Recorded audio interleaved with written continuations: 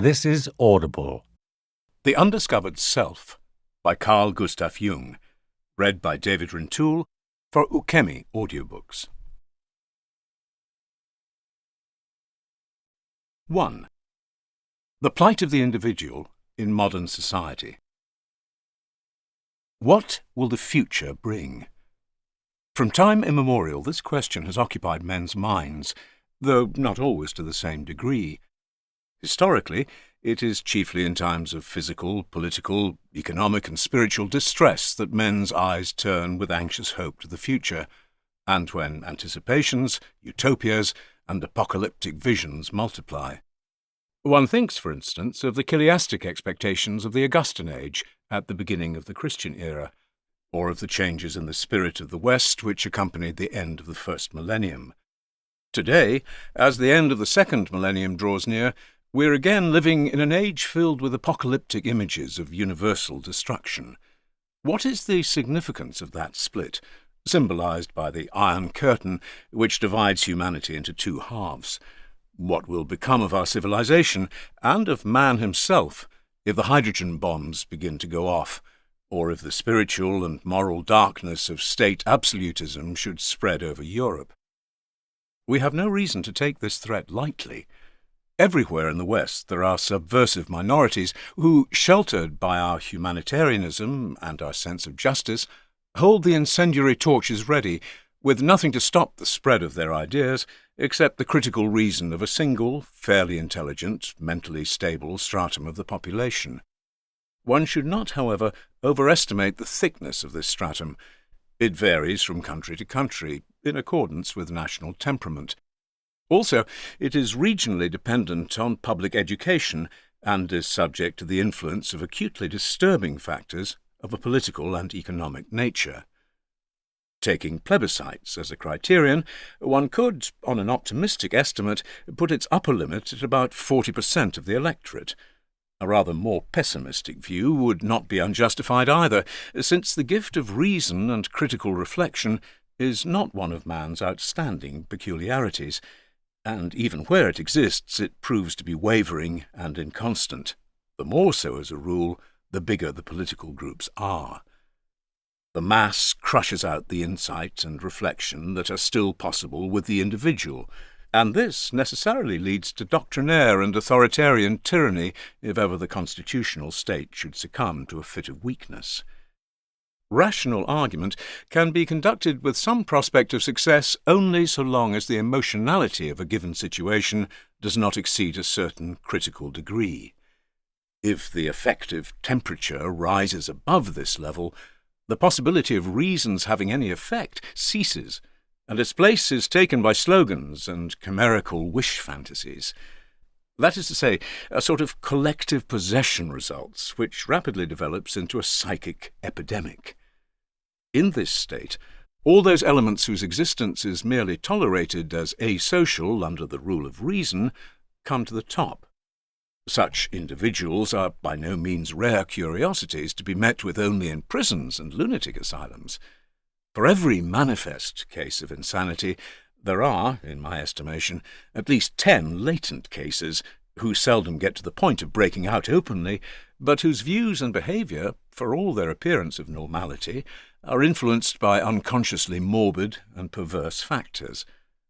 There are, of course, no medical statistics on the frequency of latent psychoses, for understandable reasons, but even if their number should amount to less than 10 times that of the manifest psychoses and of manifest criminality, the relatively small percentage of the population figures they represent is more than compensated for by the peculiar dangerousness of these people.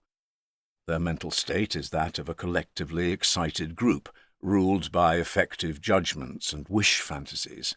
In a state of collective possession, they are the adapted ones, and consequently they feel quite at home in it. They know from their own experience the language of these conditions, and they know how to handle them. Their chimerical ideas, upborne by fanatical resentment, appeal to the collective irrationality, and find fruitful soil there, for they express all those motives and resentments which lurk in more normal people under the cloak of reason and insight. They are, therefore, despite their small number in comparison with the population as a whole, dangerous as sources of infection precisely because the so-called normal person possesses only a limited degree of self-knowledge. Most people confuse self-knowledge with knowledge of their conscious ego personalities. Anyone who has any ego consciousness at all takes it for granted that he knows himself, but the ego knows only its own contents, not the unconscious and its contents. People measure their self-knowledge by what the average person in their social environment knows of himself, but not by the real psychic facts, which are, for the most part, hidden from them. In this respect, the psyche behaves like the body, with its physiological and anatomical structure, of which the average person knows very little too. Although he lives in it and with it, most of it is totally unknown to the layman, and special scientific knowledge is needed to acquaint consciousness with what is known of the body, not to speak of all that is not known, which also exists. What is commonly called self-knowledge is therefore a very limited knowledge, most of it dependent on social factors, of what goes on in the human psyche. Hence one is always coming up against the prejudice that such and such a thing does not happen with us, or in our family, or among our friends and acquaintances, and, on the other hand, one meets with equally illusory assumptions about the alleged presence of qualities which merely serve to cover up the true facts of the case. In this broad belt of unconsciousness, which is immune to conscious criticism and control, we stand defenceless, open to all kinds of influences and psychic infections. As with all dangers, we can guard against the risk of psychic infection only when we know what is attacking us, and how, where, and when the attack will come. Since self-knowledge is a matter of getting to know the individual facts, theories help very little in this respect. For the more a theory lays claim to universal validity, the less capable it is of doing justice to the individual facts.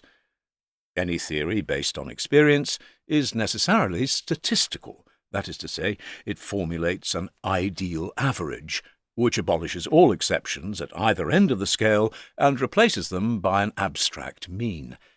This mean is quite valid, though it need not necessarily occur in reality. Despite this, it figures in the theory as an unassailable fundamental fact. The exceptions at either extreme, though equally factual, do not appear in the final result at all, since they cancel each other out.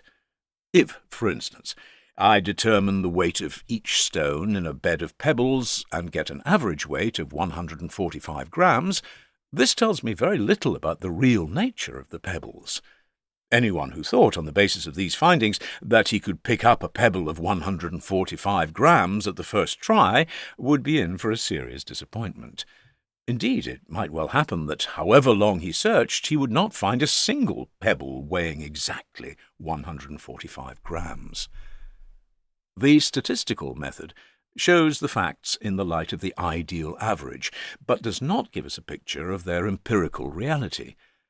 While reflecting an indisputable aspect of reality, it can falsify the actual truth in a most misleading way. This is particularly true of theories which are based on statistics. The distinctive thing about real facts, however, is their individuality.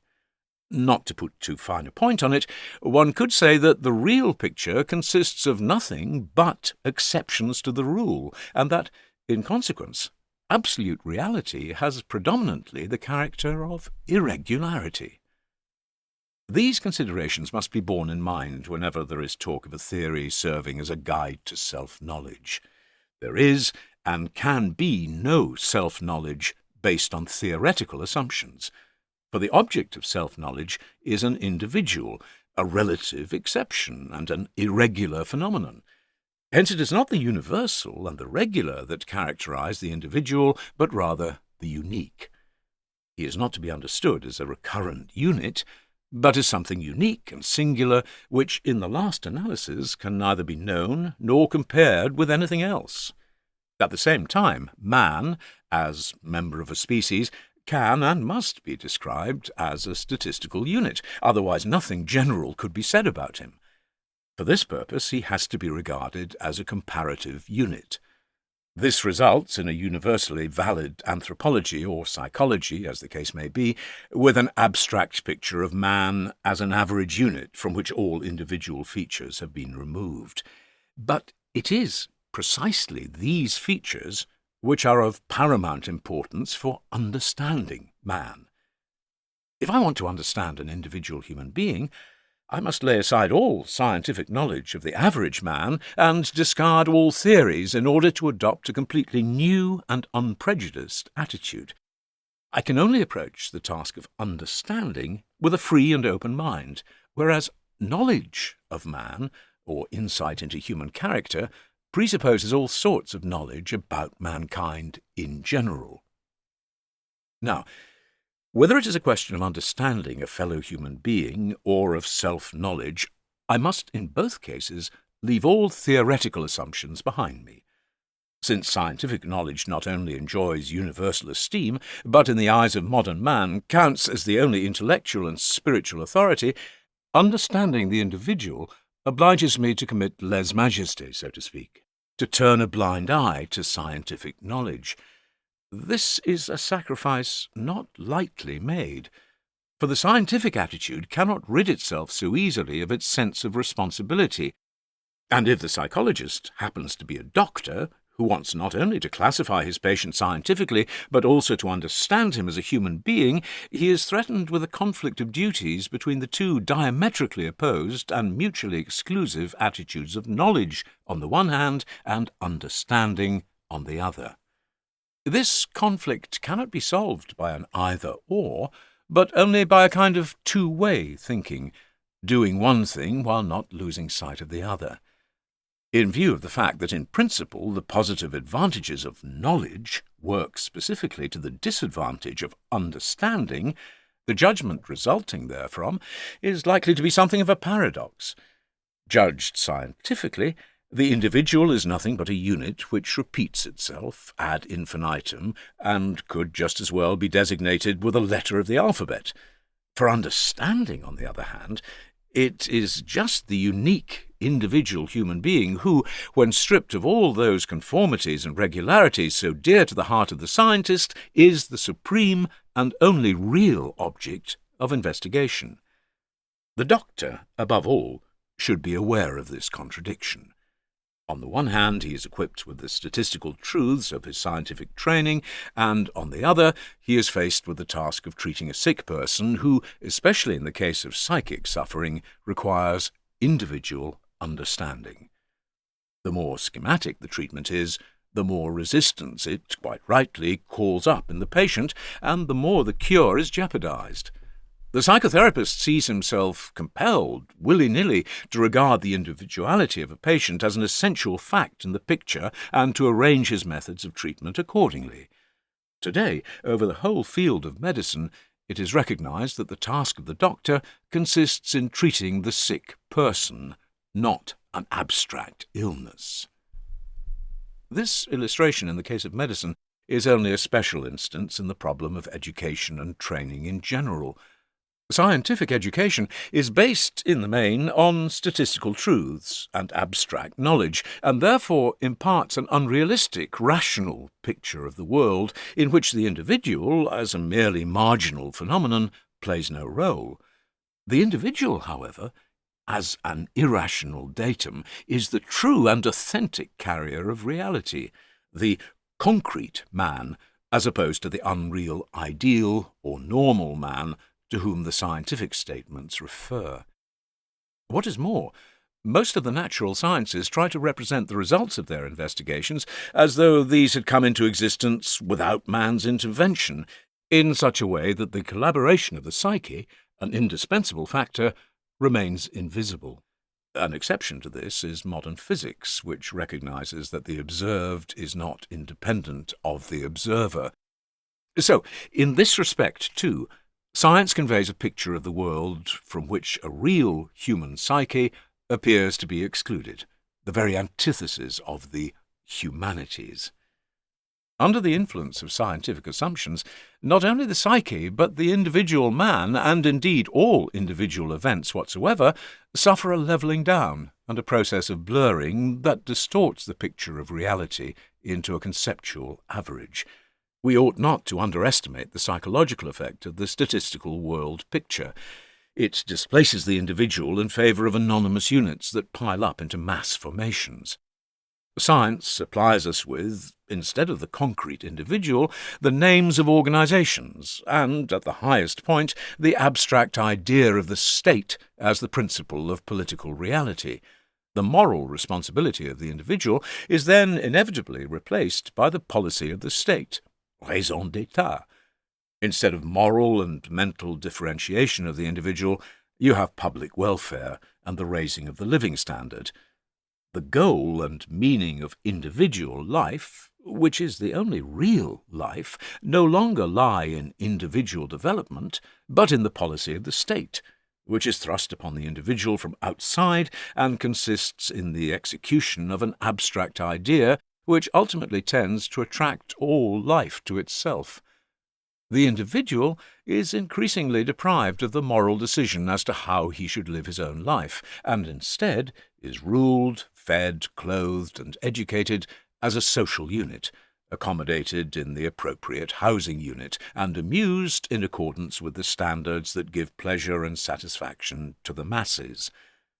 The rulers, in their turn, are just as much social units as the ruled, and are distinguished only by the fact that they are specialized mouthpieces of the state doctrine.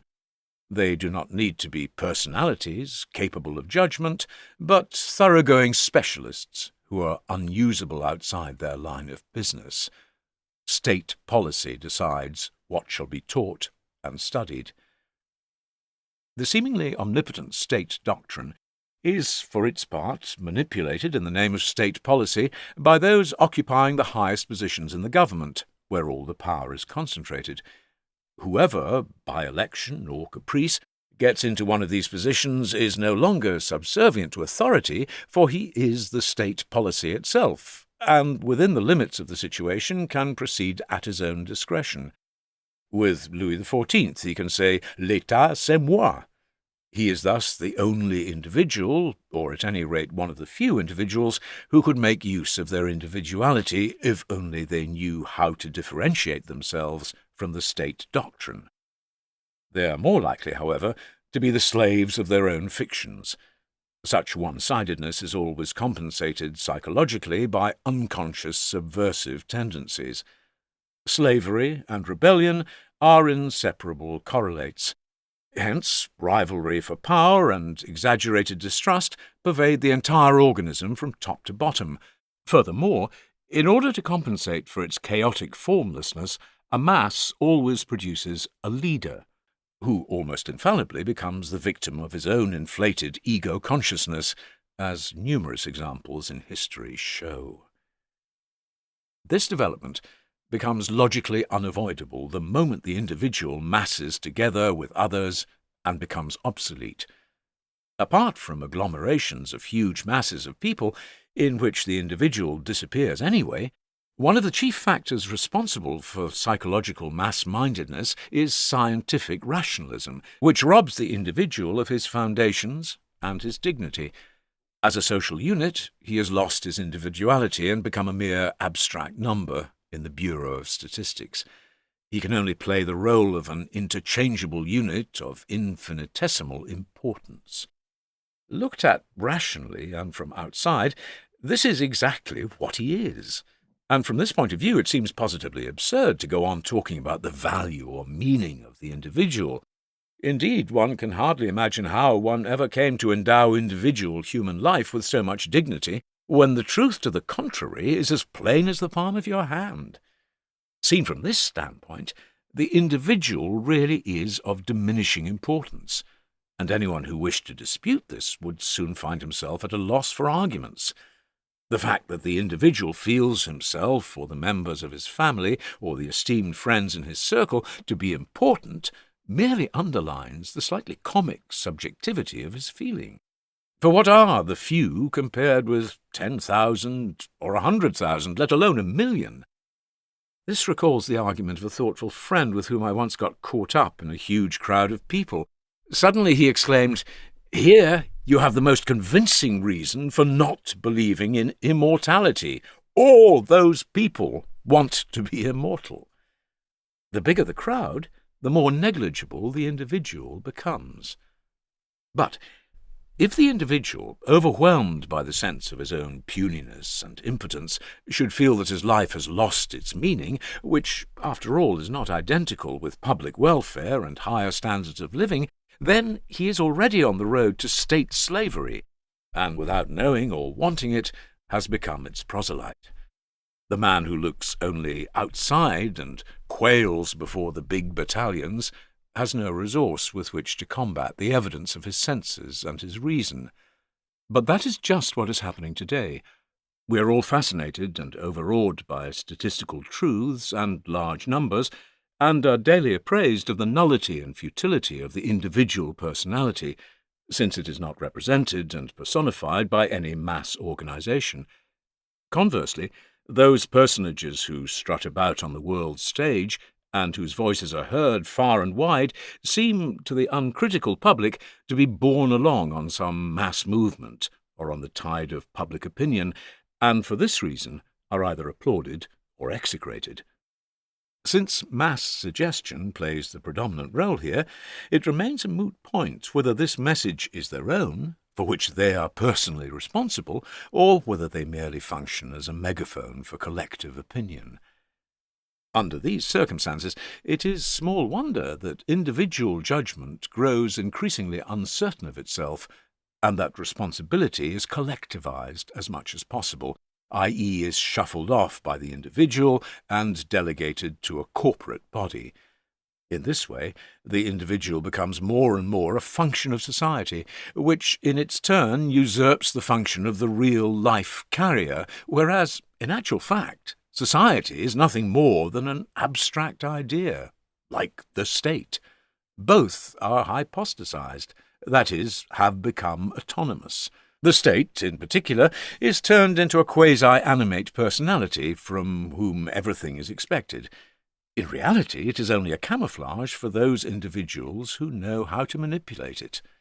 Thus, the constitutional state drifts into the situation of a primitive form of society, namely, the communism of a primitive tribe where everybody is subject to the autocratic rule of a chief or an oligarchy. 2. Religion as the counterbalance to mass-mindedness. In order to free the fiction of the sovereign state, in other words, the whims of those who manipulate it, from every wholesome restriction, all socio-political movements tending in this direction invariably try to cut the ground from under the religions. For in order to turn the individual into a function of the state, his dependence on anything beside the state must be taken from him. But religion means dependence on and submission to the irrational facts of experience. These do not refer directly to social and physical conditions. They concern far more the individual's psychic attitude. But it is possible to have an attitude to the external conditions of life only when there is a point of reference outside them. The religions give, or claim to give, such a standpoint, thereby enabling the individual to exercise his judgment and his power of decision. They build up a reserve, as it were, against the obvious and inevitable force of circumstances to which everyone is exposed who lives only in the outer world and has no other ground under his feet except the pavement. If statistical reality is the only reality, then it is the sole authority. There is then only one condition, and since no contrary condition exists, judgment and decision are not only superfluous, but impossible. Then the individual is bound to be a function of statistics, and hence a function of the state, or whatever the abstract principle of order may be called. The religions, however, teach another authority opposed to that of the world. The doctrine of the individual's dependence on God makes just as high a claim upon him as the world does. It may even happen that the absoluteness of this claim estranges him from the world, in the same way he is estranged from himself when he succumbs to the collective mentality.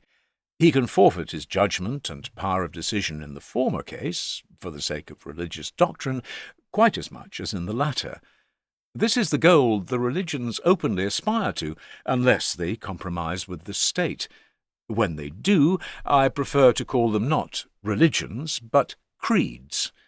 A creed gives expression to a definite collective belief, whereas the word religion expresses a subjective relationship to certain metaphysical, extra-mundane factors. A creed is a confession of faith intended chiefly for the world at large, and is thus an intramundane affair, while the meaning and purpose of religion lie in the relationship of the individual to God, Christianity, Judaism, Islam, or to the path of salvation and liberation, Buddhism. From this basic fact, all ethics is derived, which without the individual's responsibility before God can be called nothing more than conventional morality. Since they are compromises with mundane reality, the creeds have accordingly seen themselves obliged to undertake a progressive codification of their views, doctrines, and customs, and in so doing have externalized themselves to such an extent that the authentic religious element in them, the living relationship to and direct confrontation with their extra-mundane point of reference, has been thrust into the background. The denominational standpoint measures the worth and importance of the subjective religious relationship by the yardstick of traditional doctrine, and where this is not so frequent, as in Protestantism, one immediately hears talk of pietism, sectarianism, eccentricity, and so forth, as soon as anyone claims to be guided by God's will. A creed coincides with the established church, or at any rate forms a public institution whose members include not only true believers, but vast numbers of people who can only be described as indifferent in matters of religion, and who belong to it simply by force of habit. Hence the difference between a creed and a religion becomes palpable. To be the adherent of a creed, therefore, is not always a religious matter, but more often a social one, and, as such, it does nothing to give the individual any foundation. For support, he has to depend exclusively on his relation to an authority which is not of this world. The criterion here is not lip service to a creed, but the psychological fact that the life of the individual is not determined solely by the ego and its opinions or by social factors, but quite as much, if not more, by a transcendent authority.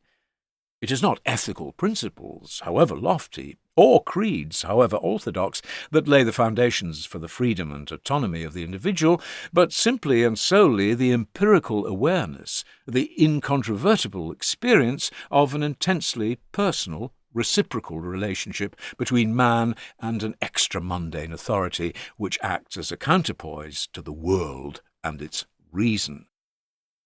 This formulation will not please either the mass man or the collective believer. For the former, the policy of the state is the supreme principle of thought and action. Indeed, this was the purpose for which he was enlightened, and accordingly the mass man grants the individual a right to exist only insofar as the individual is a function of the state. The believer, on the other hand, while admitting that the state has a moral and factual claim, confesses to the belief that not only man, but the state that rules him, is subject to the overlordship of God, and that, in case of doubt, the supreme decision will be made by God and not by the state.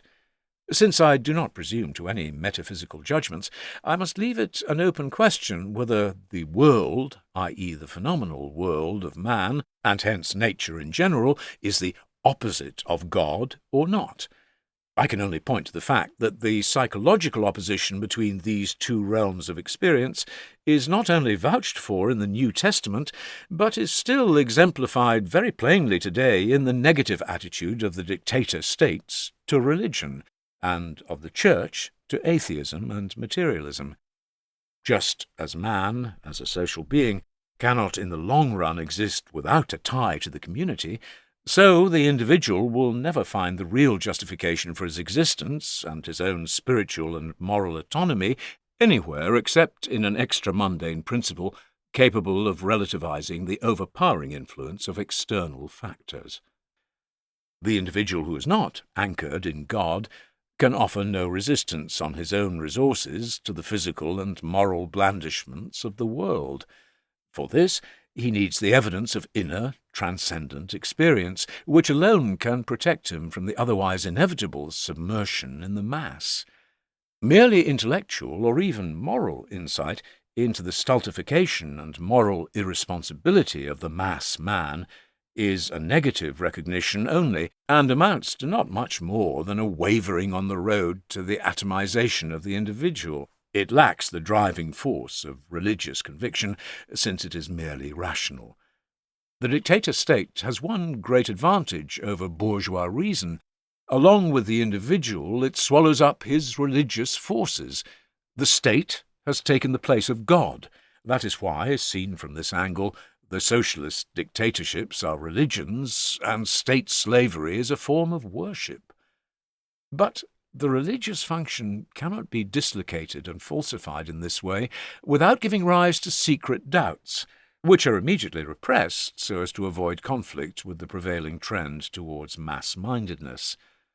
The result, as always in such cases, is overcompensation in the form of fanaticism, which in its turn is used as a weapon for stamping out the least flicker of opposition.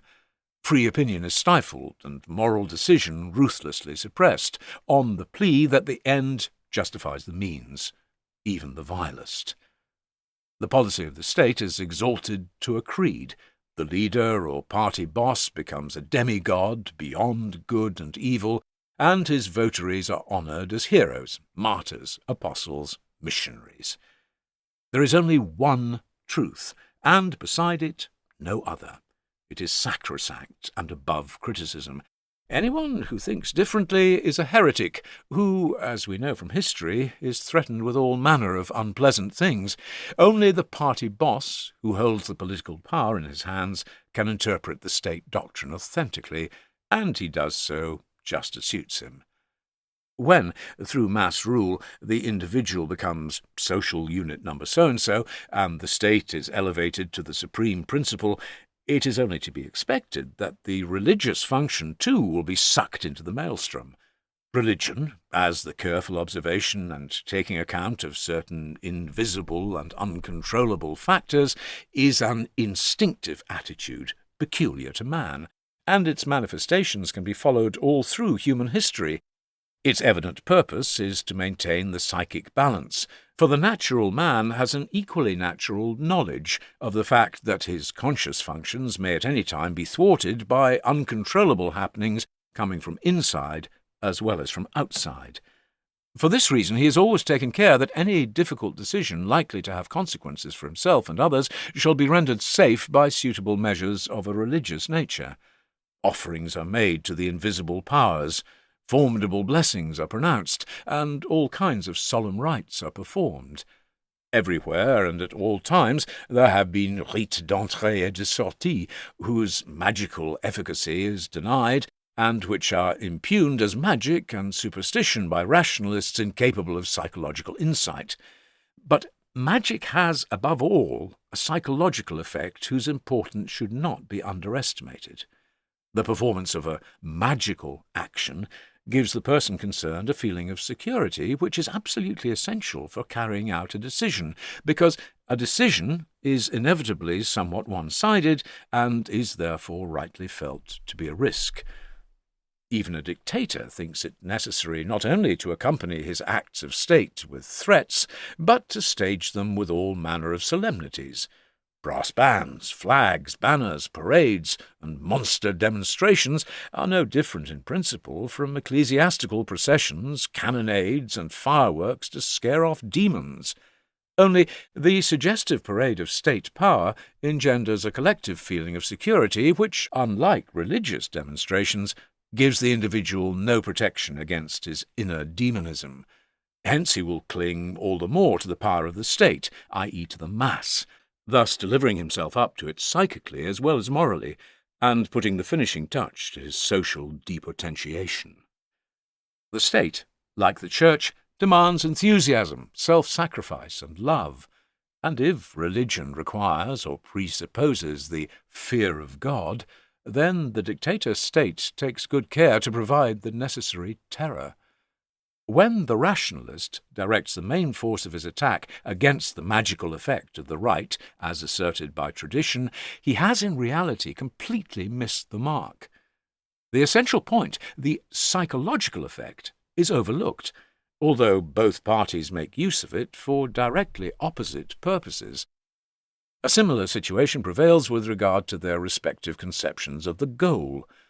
The goals of religion, deliverance from evil, reconciliation with God, rewards in the hereafter, and so on, turn into worldly promises about freedom from care for one's daily bread, the just distribution of material goods, universal prosperity in the future, and shorter working hours. That the fulfillment of these promises is as far off as paradise only furnishes yet another analogy, and underlines the fact that the masses have been converted from an extra-mundane goal to a purely worldly belief, which is extolled with exactly the same religious fervour and exclusiveness that the creeds display in the other direction. In order not to repeat myself unnecessarily, I shall not enumerate all the parallels between worldly and otherworldly beliefs, but shall content myself with emphasizing the fact that a natural function, which has existed from the beginning, like the religious function, cannot be disposed of with rationalistic and so-called enlightened criticism. You can, of course, represent the doctrinal contents of the creeds as impossible and subject them to ridicule, but such methods miss the point and do not hit the religious function which forms the basis of the creeds. Religion, in the sense of conscientious regard for the irrational factors of the psyche and individual fate, reappears, evilly distorted, in the deification of the state and the dictator. Naturam expellas furcat tame usque recurret. You can throw out nature with a pitchfork, but she'll always turn up again. The leaders and dictators, having weighed up the situation correctly, are therefore doing their best to gloss over the all-too-obvious parallel with the deification of Caesar and to hide their real powers behind the fiction of the state, though this, of course, alters nothing.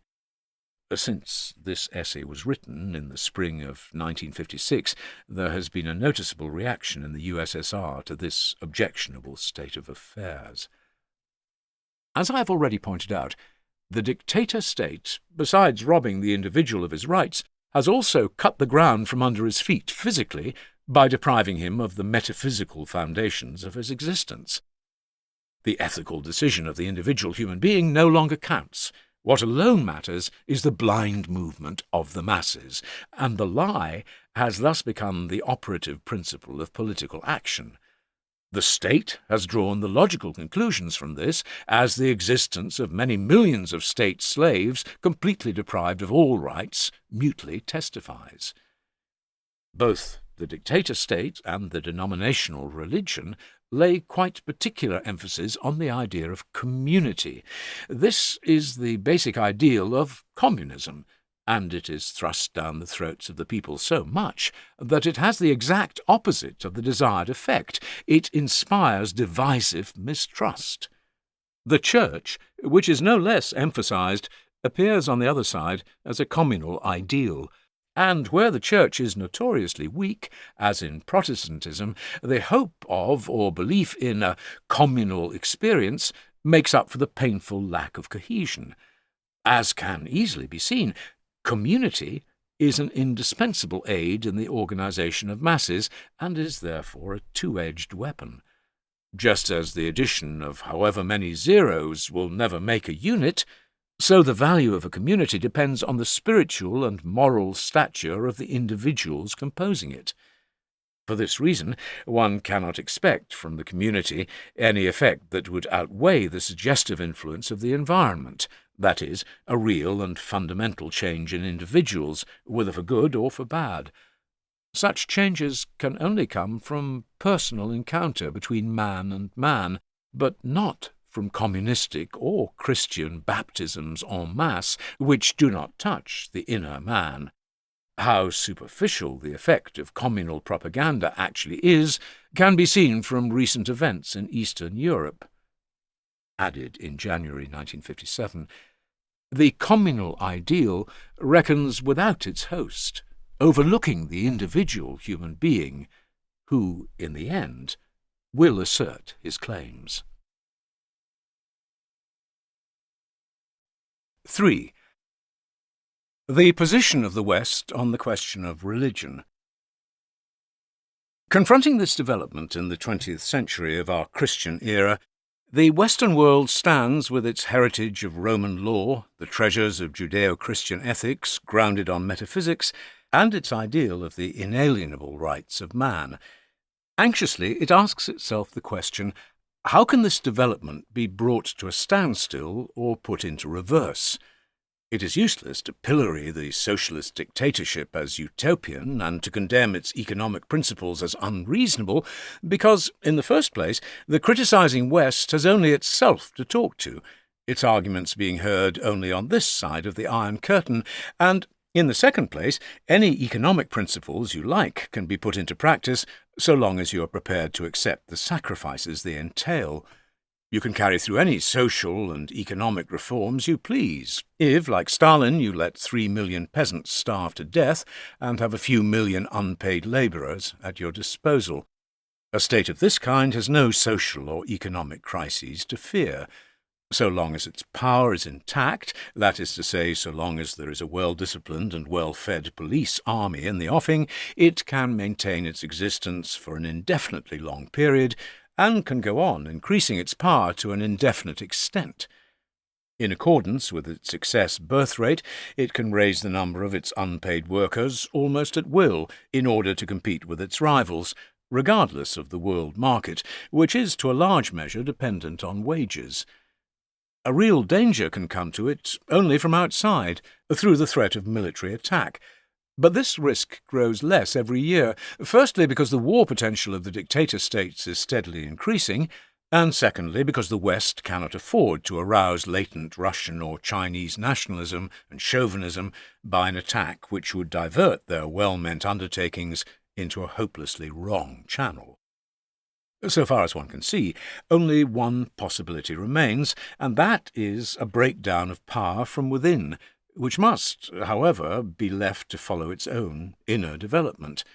Any support from outside at present would have little effect, in view of the existing security measures and the danger of nationalistic reactions.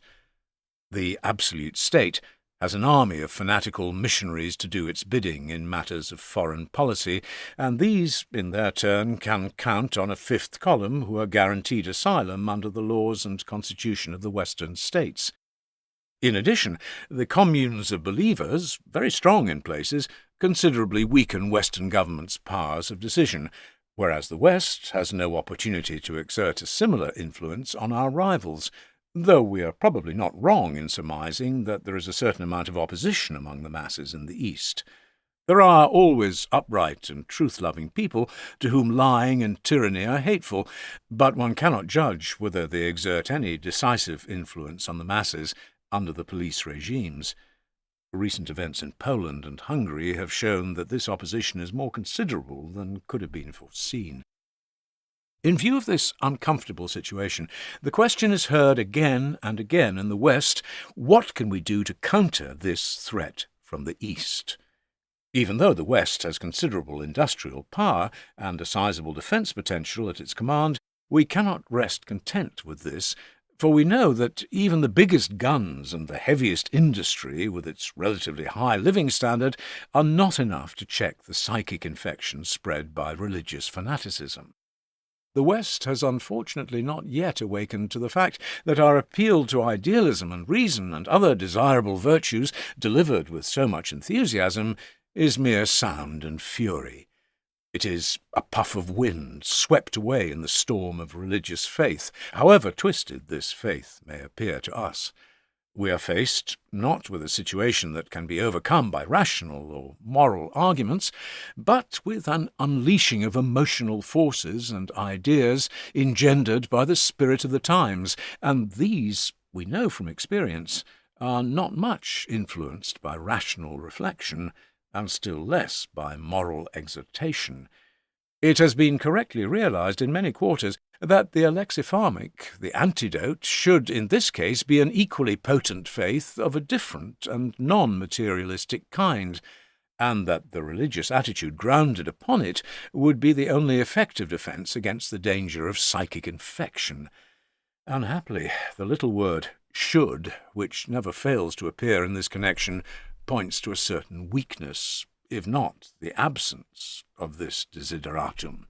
Not only does the West lack a uniform faith that could block the progress of a fanatical ideology, but, as the father of Marxist philosophy, it makes use of exactly the same spiritual assumptions, the same arguments and aims. Although the churches in the West enjoy full freedom, they are not less full or empty than in the East. Yet they exercise no noticeable influence on the broad course of politics. The disadvantage of a creed as a public institution is that it serves two masters. On the one hand, it derives its existence from the relationship of man to God, and on the other hand, it owes a duty to the state, i.e. to the world, in which connection it can appeal to the saying, "Render unto Caesar," and various other admonitions in the New Testament. In early times, and until comparatively recently, there was therefore talk of powers ordained by God, Romans 13:1. Today this conception is antiquated. The churches stand for traditional and collective convictions, which in the case of many of their adherents are no longer based on their own inner experience, but on unreflecting belief, which is notoriously apt to disappear as soon as one begins thinking about it. The content of belief then comes into collision with knowledge, and it often turns out that the irrationality of the former is no match for the ratiocinations of the latter. Belief is no adequate substitute for inner experience, and where this is absent, even a strong faith, which came miraculously as a gift of grace, may depart equally miraculously. People call faith the true religious experience, but they do not stop to think that actually it is a secondary phenomenon arising from the fact that something happened to us in the first place which instilled pistis into us, that is, trust and loyalty. This experience has a definite content that can be interpreted in terms of one or other of the denominational creeds. But the more this is so, the more the possibilities of these conflicts with knowledge mount up, which in themselves are quite pointless. That is to say, the standpoint of the creeds is archaic. They are full of impressive mythological symbolism, which, if taken literally, comes into insufferable conflict with knowledge. But if, for instance, the statement that Christ rose from the dead is to be understood not literally but symbolically, then it is capable of various interpretations that do not collide with knowledge and do not impair the meaning of the statement. The objection that understanding it symbolically puts an end to the Christian's hope of immortality is invalid, because long before the coming of Christianity, mankind believed in a life after death, and therefore had no need of the Easter event as a guarantee of immortality. The danger that a mythology understood too literally, and, as taught by the Church, will suddenly be repudiated lock, stock, and barrel, is today greater than ever. Is it not time that the Christian mythology, instead of being wiped out, was understood symbolically for once? It is still too early to say what might be the consequence of a general recognition of the fatal parallelism between the state religion of the Marxists and the state religion of the Church. The absolutist claim of a civitas Dei represented by man bears an unfortunate resemblance to the divinity of the state, and the moral conclusion drawn by Ignatius Loyola from the authority of the Church, the end sanctifies the means, anticipates the lie as a political instrument in an exceedingly dangerous way. Both demand unqualified submission to faith, and thus curtail man's freedom. the one his freedom before God, and the other his freedom before the state, thereby digging the grave for the individual. The fragile existence of the individual, the unique carrier of life, is threatened on both sides, despite their respective promises of spiritual and material idols to come. And how many of us can, in the long run, fight against the proverbial wisdom of "a bird in the hand is worth two in the bush"? Besides which, the West cherishes the same scientific and rationalistic Weltanschauung, with its statistical levelling-down tendency and materialistic aims, as the state religion of the Eastern Bloc, as I have explained above. What, then, has the West, with its political and denominational schisms, to offer to modern man in his need? Nothing, unfortunately, except a variety of paths, all leading to one goal, which is practically indistinguishable from the Marxist ideal. It requires no special effort of understanding to see where the communist ideology gets the certainty of its belief that time is on its side and that the world is ripe for conversion. The facts speak a language that is all too plain in this respect. It will not help us in the West to shut our eyes to this and not recognize our fatal vulnerability.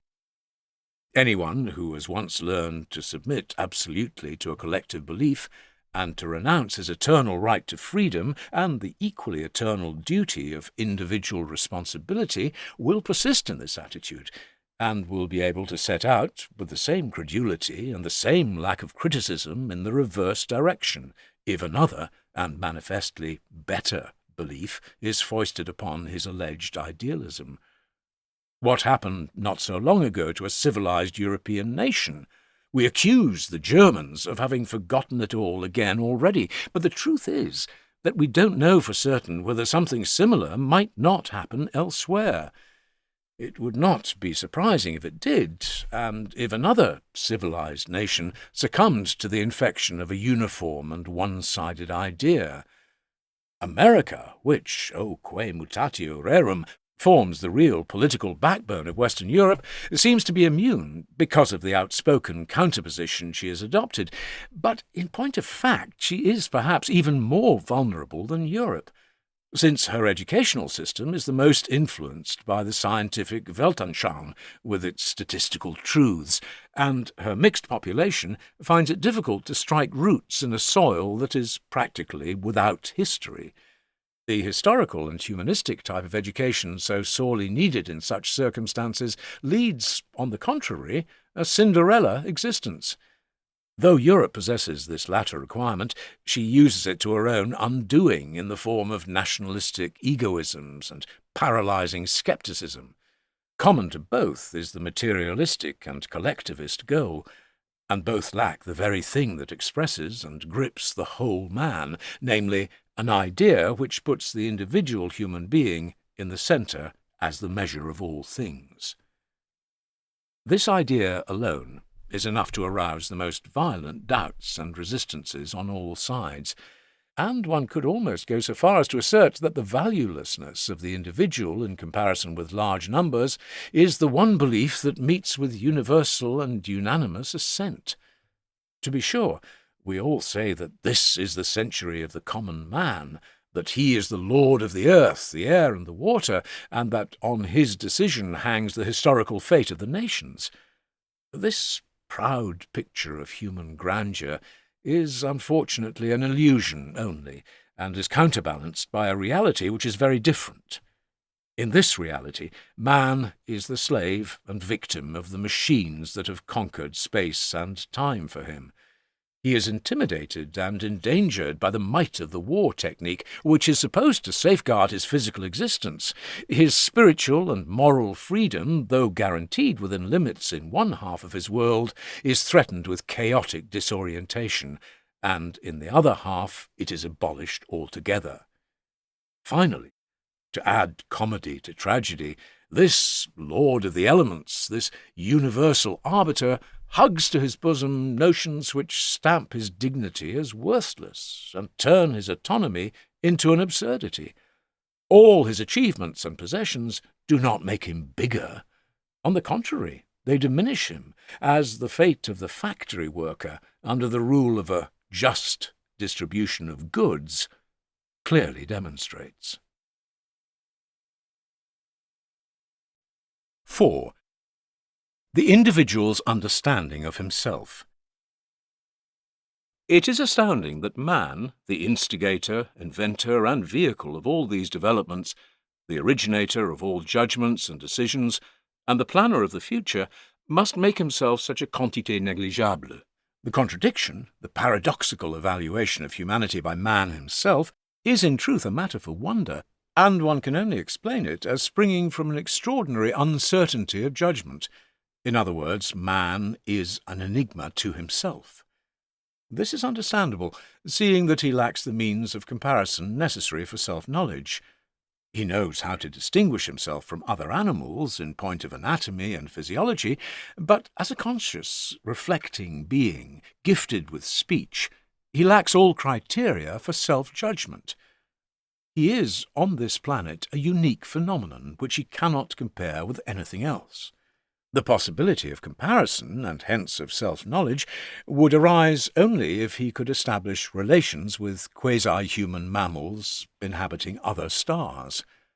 Until then, man must continue to resemble a hermit, who knows that, in respect of comparative anatomy, he has affinities with the anthropoids, but, to judge by appearances, is extraordinarily different from his cousins in respect of his psyche. It is just in this most important characteristic of his species that he cannot know himself, and therefore remains a mystery to himself. The differences of degree within his own species are of little significance compared with the possibilities of self-knowledge which would be occasioned by an encounter with a creature of similar structure but different origin. Our psyche, which is primarily responsible for all the historical changes wrought by the hand of man on the face of this planet, remains an insoluble puzzle and an incomprehensible wonder, an object of abiding perplexity, a feature it shares with all nature's secrets. In regard to the latter, we still have hope of making more discoveries and finding answers to the most difficult questions, but in regard to the psyche and psychology there seems to be a curious hesitancy. Not only is it the youngest of the empirical sciences, but it has great difficulty in getting anywhere near its proper object. In the same way that our misconception of the solar system had to be freed from prejudice by Copernicus, the most strenuous efforts of a well-nigh revolutionary nature were needed to free psychology, first from the spell of mythological ideas, and then from the prejudice that the psyche is, on the one hand, a mere epiphenomenon of biochemical process in the brain, or, on the other hand, a wholly unapproachable and recondite matter. The connection with the brain does not, in itself, prove that the psyche is an epiphenomenon, a secondary function causally dependent on biochemical processes. Nevertheless, we know only too well how much the psychic function can be disturbed by verifiable processes in the brain, and this fact is so impressive that the subsidiary nature of the psyche seems an almost unavoidable inference. The phenomena of parapsychology, however, warn us to be careful, for they point to a relativization of space and time through psychic factors which casts doubt on our naive and over-hasty explanation of the parallels between the psychic and the physical. For the sake of this explanation, people deny the findings of parapsychology outright, either for philosophical reasons or from intellectual laziness. This can hardly be considered a scientifically responsible attitude, even though it is a popular way out of a quite extraordinary intellectual difficulty. To assess the psychic phenomenon, we have to take account of all the other phenomena that come with it, and, accordingly, we can no longer practice any psychology that ignores the existence of the unconscious or of parapsychology. The structure and physiology of the brain furnish no explanation of the psychic process. The psyche has a peculiar nature which cannot be reduced to anything else. Like physiology, it represents a relatively self-contained field of experience, to which we must attribute a quite special importance, because it holds within itself one of the two indispensable conditions for existence as such, namely, the phenomenon of consciousness.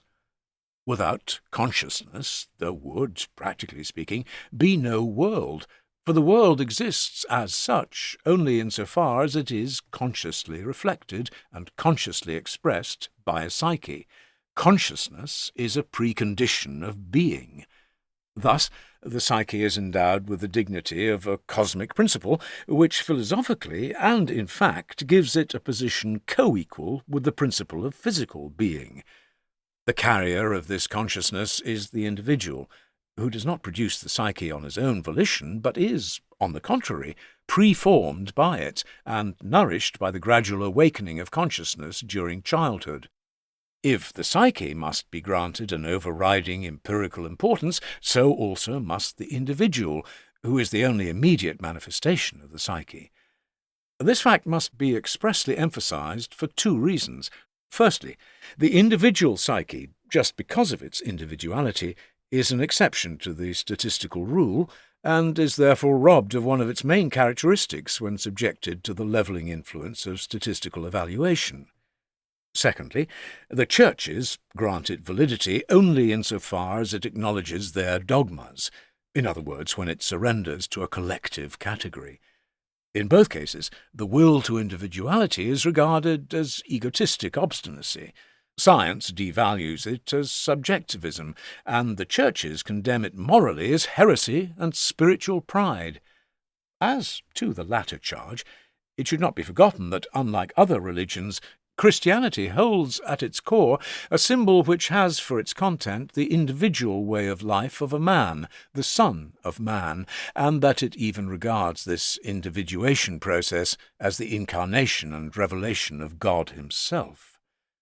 Hence, the development of the self acquires a significance whose full implications have hardly begun to be appreciated, because too much attention to externals blocks the way to immediate inner experience. Were not the autonomy of the individual the secret longing of many people, this hard-pressed phenomenon would scarcely be able to survive the collective suppression either morally or spiritually. All these obstacles make it more difficult to arrive at a correct appreciation of the human psyche, but they count for very little beside one other remarkable fact that deserves mentioning. This is the common psychiatric experience that the devaluation of the psyche and other resistances to psychological enlightenment are based in large measure on fear, on panic fear of the discoveries that might be made in the realm of the unconscious. These fears are found not only among persons who are frightened by the picture Freud painted of the unconscious, they also troubled the originator of psychoanalysis himself, who confessed to me that it was necessary to make a dogma of his sexual theory because this was the sole bulwark of reason against a possible outburst of the black flood of occultism. In these words, Freud was expressing his conviction that the unconscious still harboured many things that might lend themselves to occult interpretations, as is in fact the case. These archaic vestiges, or archetypal forms, grounded on the instincts and giving expression to them, have a numinous quality that sometimes arouses fear.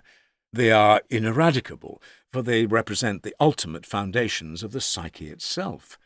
They cannot be grasped intellectually, and when one has destroyed one manifestation of them, they reappear in altered form.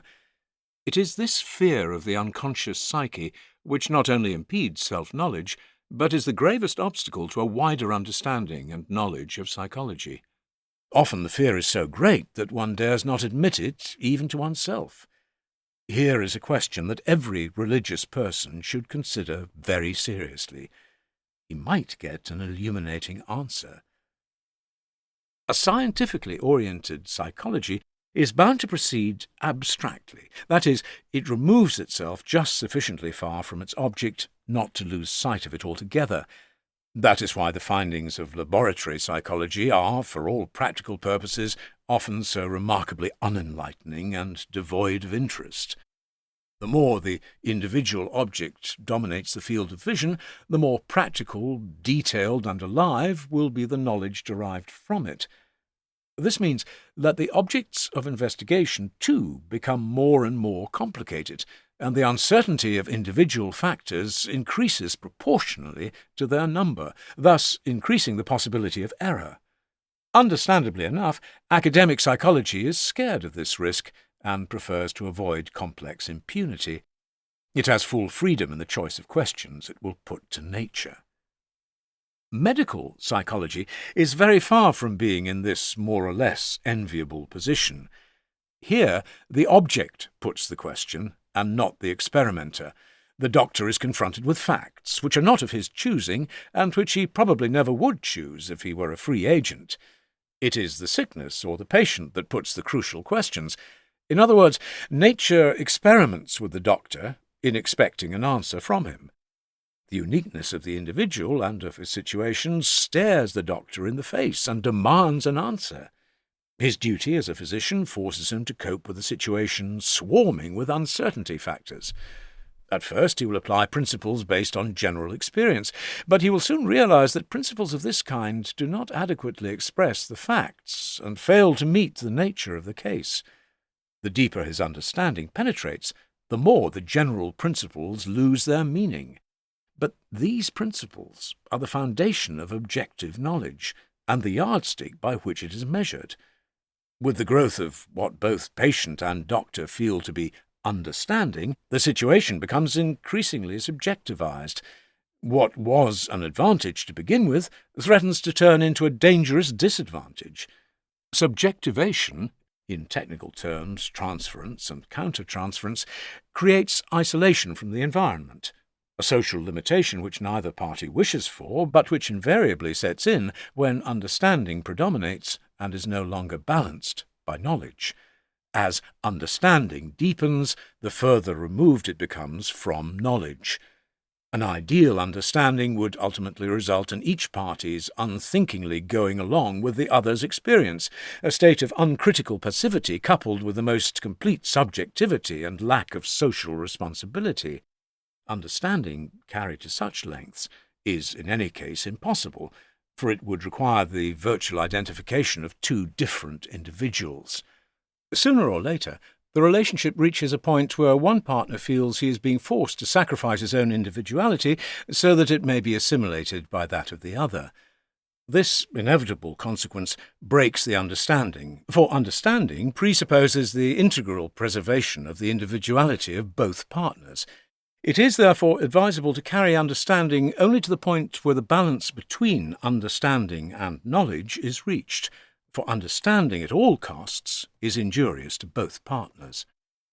This problem arises whenever complex individual situations have to be known and understood. It is the specific task of psychology to provide just this knowledge and understanding. It would also be the task of the confessor zealous in the cure of souls, were it not that his office inevitably obliges him to apply the yardstick of his denominational bias at the critical moment. As a result, the individual's right to exist as such is cut short by a collective prejudice, and often curtailed in the most sensitive area. The only time this does not happen is when the religious symbol, for instance the model life of Christ, is understood concretely and felt by the individual to be adequate. How far this is the case today, I would prefer to leave to the judgment of others. At all events, the doctor very often has to treat patients to whom denominational limitations mean little or nothing. His profession, therefore, compels him to have as few preconceptions as possible. Similarly, while respecting metaphysical, i.e. non-verifiable, convictions and assertions, he will take care not to credit them with universal validity. This caution is called for because individual traits of personality ought not to be twisted out of shape by arbitrary interventions from outside. The doctor must leave this to environmental influences, to the person's own inner development, and, in the widest sense, to fate, with its wise or unwise decrees. Many people will perhaps find this heightened caution exaggerated.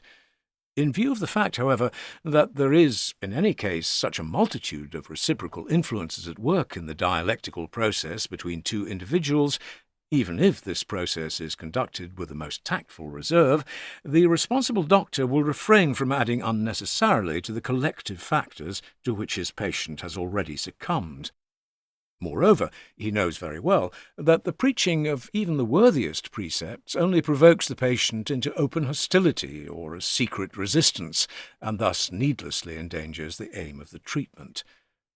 The psychic situation of the individual is so menaced nowadays by advertisement, propaganda, and other more or less well-meant advice and suggestions that for once in his life the patient might be offered a relationship that does not repeat the nauseating "you should," "you must," and similar confessions of impotence.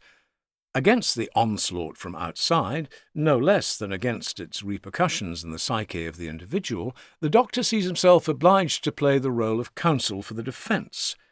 Fear that anarchic instincts will thereby be let loose is a possibility that is greatly exaggerated, seeing that obvious safeguards exist within and without. Above all, there is the natural cowardice of most men to be reckoned with, not to mention morality, good taste, and, last but not least, the penal code.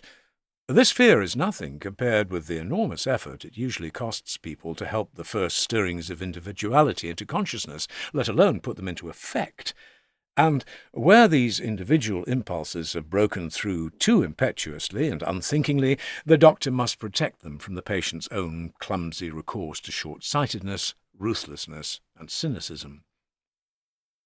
As the dialectical discussion proceeds, a point is reached where an evaluation of these individual impulses becomes necessary. By that time, the patient should have acquired enough certainty of judgment to enable him to act on his own insight and decision, and not from the mere wish to copy convention, even if he happens to agree with collective opinion. Unless he stands firmly on his own feet, the so-called objective values profit him nothing, since they then only serve as a substitute for character, and so help to suppress his individuality. Naturally, society has an indisputable right to protect itself against arrant subjectivisms, but insofar as society itself is composed of de-individualized persons, it is completely at the mercy of ruthless individualists. Let it band together into groups and organizations as much as it likes, it is just this banding together and the resultant extinction of the individual personality that makes it succumb so readily to a dictator. A million zeros joined together do not, unfortunately, add up to one. Ultimately, everything depends on the quality of the individual. But the fatally short-sighted habit of our age is to think only in terms of large numbers and mass organizations, though one would think that the world had seen more than enough of what a well-disciplined mob can do in the hands of a single madman. Unfortunately, this realization does not seem to have penetrated very far, and our blindness in this respect is extremely dangerous. People go on blithely organizing and believing in the sovereign remedy of mass action without the least consciousness of the fact that the most powerful organizations can be maintained only by the greatest ruthlessness of their leaders and the cheapest of slogans. Curiously enough, the churches too want to avail themselves of mass action in order to cast out the devil with Beelzebub, the very churches whose care is the salvation of the individual soul. They too do not appear to have heard anything of the elementary axiom of mass psychology that the individual becomes morally and spiritually inferior in the mass, and for this reason they do not burden themselves overmuch with their real task of helping the individual to achieve a metanoia, or rebirth of the spirit, Deo concedente. It is, unfortunately, only too clear that if the individual is not truly regenerated in spirit, society cannot be either, for society is the sum total of individuals in need of redemption. I can therefore see it only as a delusion when the churches try, as they apparently do, to rope the individual into a social organization and reduce him to a condition of diminished responsibility, instead of raising him out of the torpid, mindless mass and making clear to him that he is the one important factor, and that the salvation of the world consists in the salvation of the individual soul. It is true that mass meetings parade such ideas before him and seek to impress them on him by dint of mass suggestion, with the unedifying result that when the intoxication is worn off, the mass man promptly succumbs to another, even more obvious and still louder slogan. His individual relation to God would be an effective shield against these pernicious influences. Did Christ ever call his disciples to him at a mass meeting? Did the feeding of the 5,000 bring him any followers who did not afterwards cry, "Crucify him," with the rest, when even the rock named Peter showed signs of wavering? And are not Jesus and Paul prototypes of those who, trusting their inner experience, have gone their own individual ways, disregarding public opinion? This argument should certainly not cause us to overlook the reality of the situation confronting the Church. When the Church tries to give shape to the amorphous mass by uniting individuals into a community of believers with the help of suggestion, and tries to hold such an organization together, it is not only performing a great social service, but it also secures for the individual the inestimable boon of a meaningful life form. These, however, are gifts which, as a rule, confirm certain tendencies and do not change them. As experience unfortunately shows, the inner man remains unchanged, however much community he has. His environment cannot give him as a gift that which he can win for himself only with effort and suffering. On the contrary, a favourable environment merely strengthens the dangerous tendency to expect everything to originate from outside, even that metamorphosis which external reality cannot provide, namely a deep-seated change of the inner man, which is all the more urgent in view of the mass phenomena of today and the still greater problems of the increase in population looming up in the future. It is time we asked ourselves exactly what we are lumping together in mass organizations and what constitutes the nature of the individual human being, i.e., of the real man and not the statistical man. This is hardly possible, except through a new process of self-nourishment. All mass movements, as one might expect, slip with the greatest ease down an inclined plane represented by large numbers. Where the many are, there is security. What the many believe must of course be true. What the many want must be worth striving for and necessary and therefore good. In the clamour of the many there lies the power to snatch wish-fulfillments by force. Sweetest of all, however, is that gentle and painless slipping back into the kingdom of childhood, into the paradise of parental care, into happy-go-luckiness and irresponsibility. All the thinking and looking after are done from the top. To all questions there is an answer, and for all needs the necessary provision is made. The infantile dream state of the mass man is so unrealistic that he never thinks to ask who is paying for this paradise. The balancing of accounts is left to a higher political or social authority, which welcomes the task, for its power is thereby increased, and the more power it has, the weaker and more helpless the individual becomes. Wherever social conditions of this type develop on a large scale, the road to tyranny lies open, and the freedom of the individual turns into spiritual and physical slavery. Since every tyranny is ipso facto immoral and ruthless, it has much more freedom in the choice of its methods than an institution which still takes account of the individual. Should such an institution come into conflict with the organized state, it is soon made aware of the very real disadvantage of its morality, and therefore feels compelled to avail itself of the same methods as its opponent. In this way the evil spreads almost of necessity, even when direct infection might be avoided.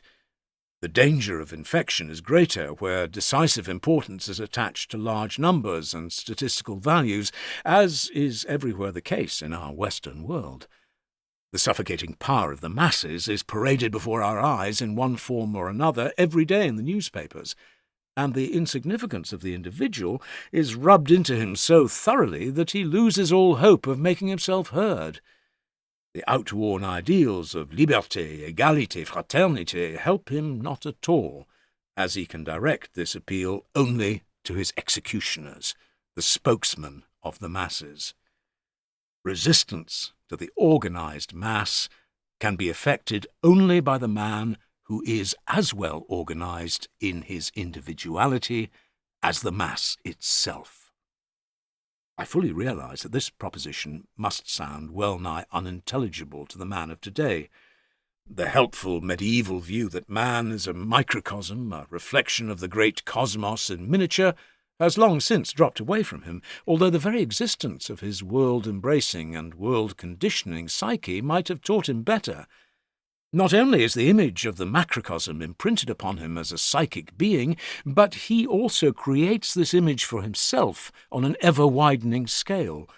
He bears this cosmic correspondence within him by virtue of his reflecting consciousness on the one hand, and on the other, thanks to the hereditary archetypal nature of his instincts, which bind him to his environment.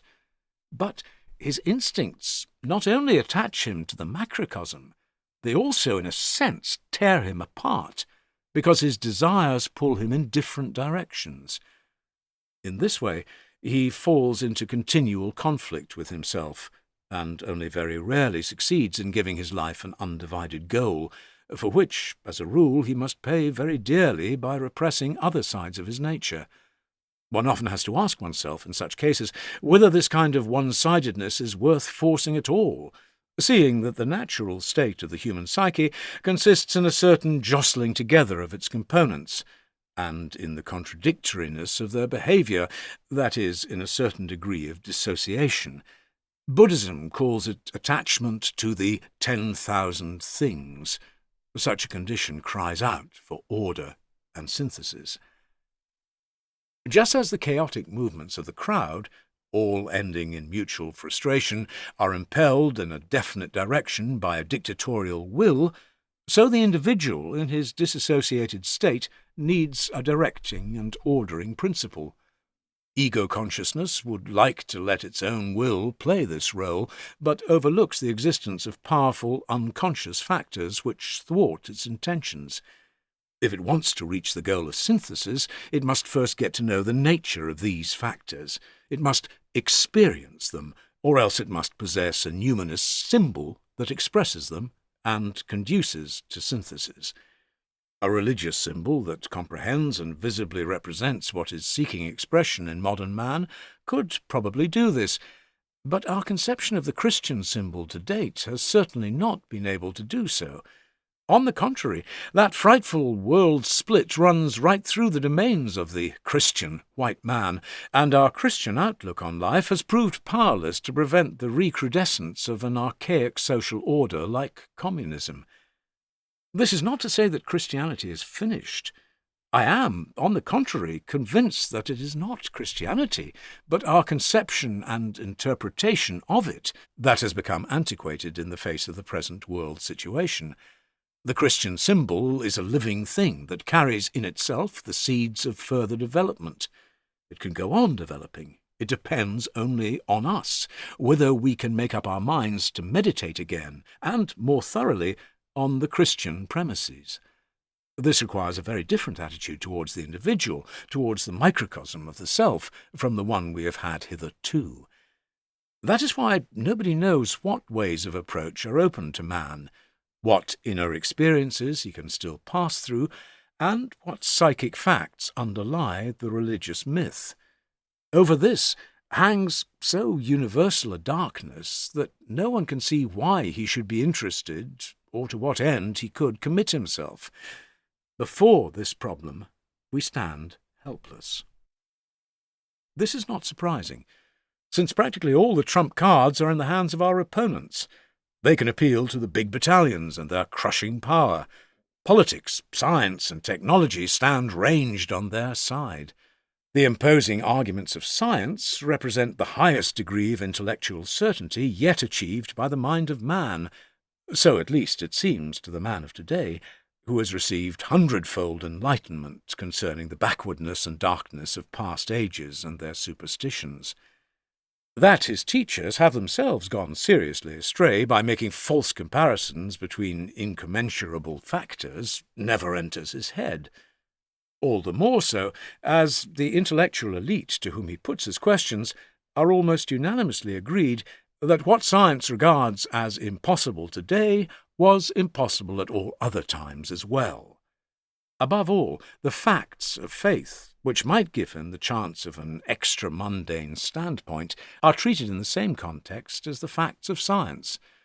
Thus, when the individual questions the churches and their spokesman, to whom is entrusted the cure of souls, he is informed that membership in a creed, a decidedly worldly institution, is more or less de rigueur for religious belief, that the facts of faith which have become questionable for him were concrete historical events, that certain ritual actions produce miraculous effects, and that the sufferings of Christ have vicariously saved him from sin and its consequences, i.e., eternal damnation.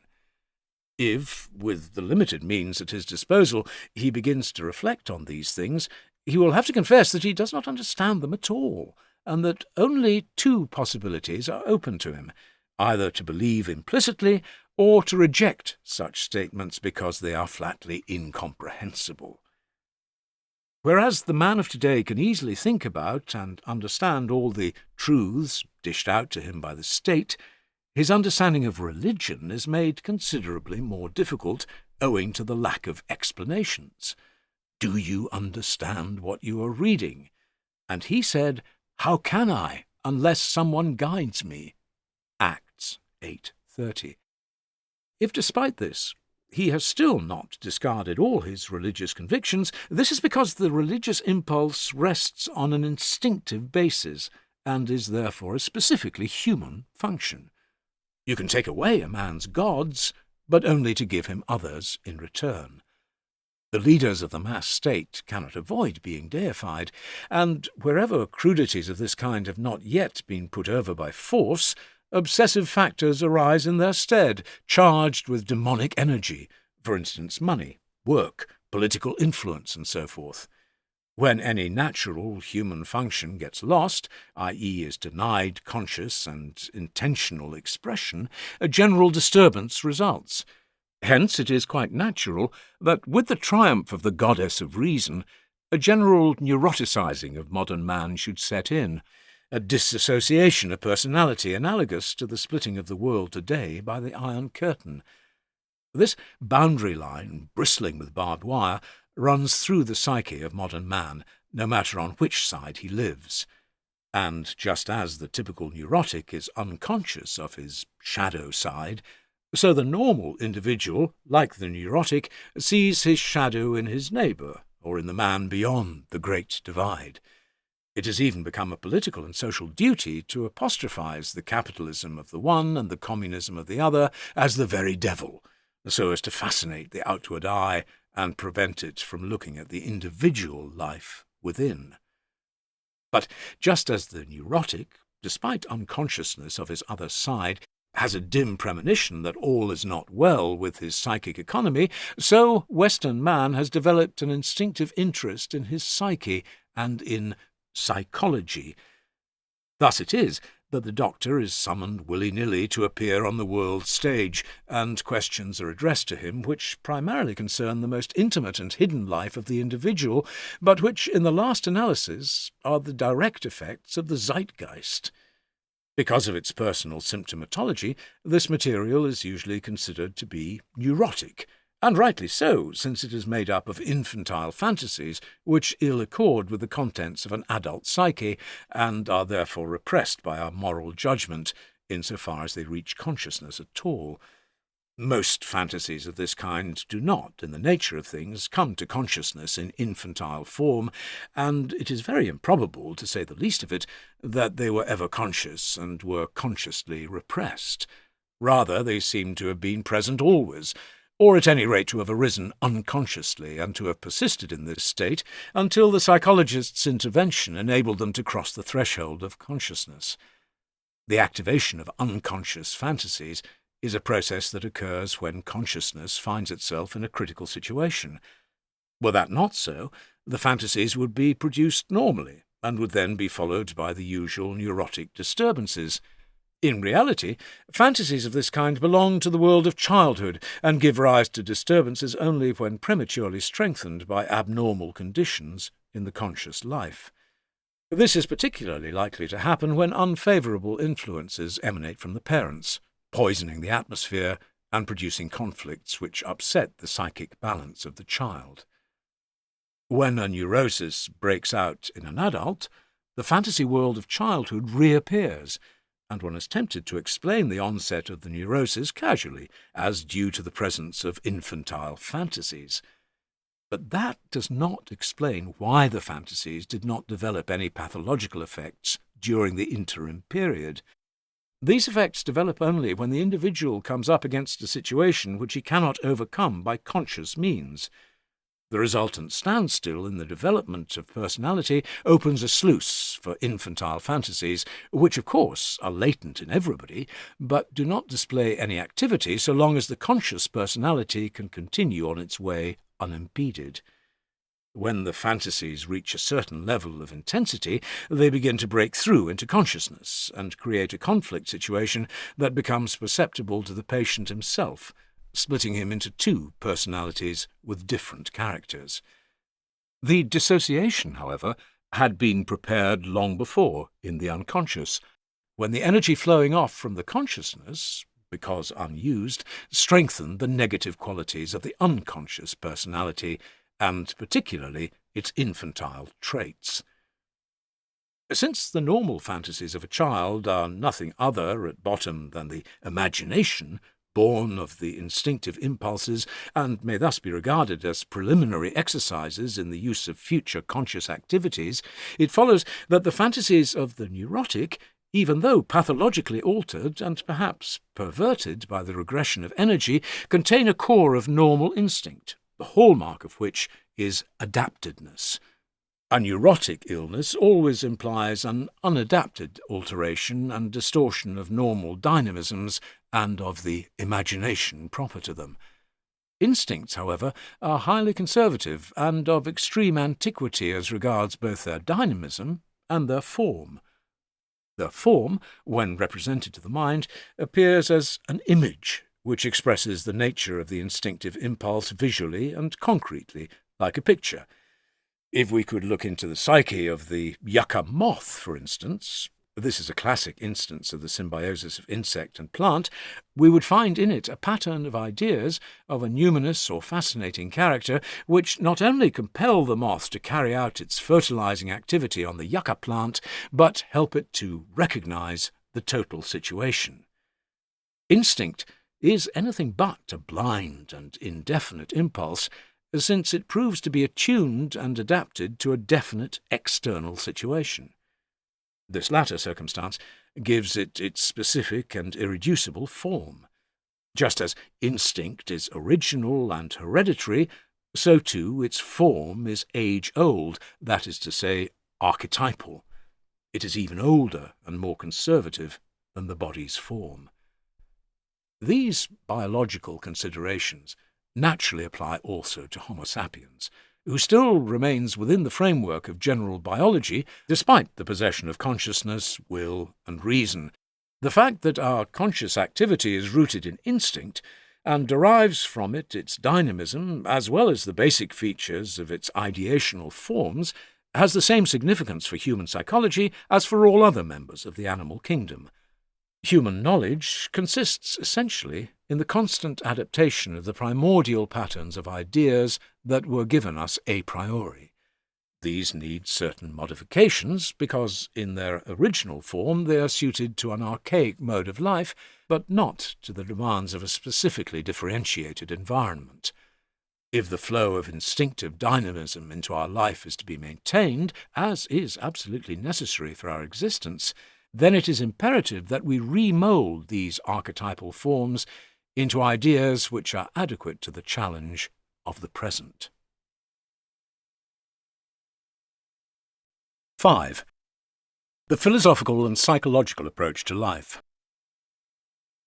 Our ideas have, however, the unfortunate but inevitable tendency to lag behind the changes in the total situation. They can hardly do otherwise, because so long as nothing changes in the world, they remain more or less adapted and therefore function in a satisfactory way. There is then no cogent reason why they should be changed and adapted anew.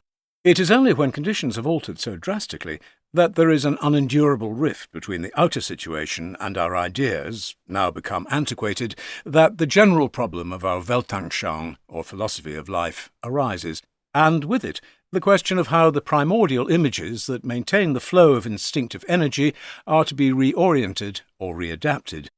They cannot simply be replaced by a new, rational configuration, for this would be moulded too much by the outer situation, and not enough by man's biological needs.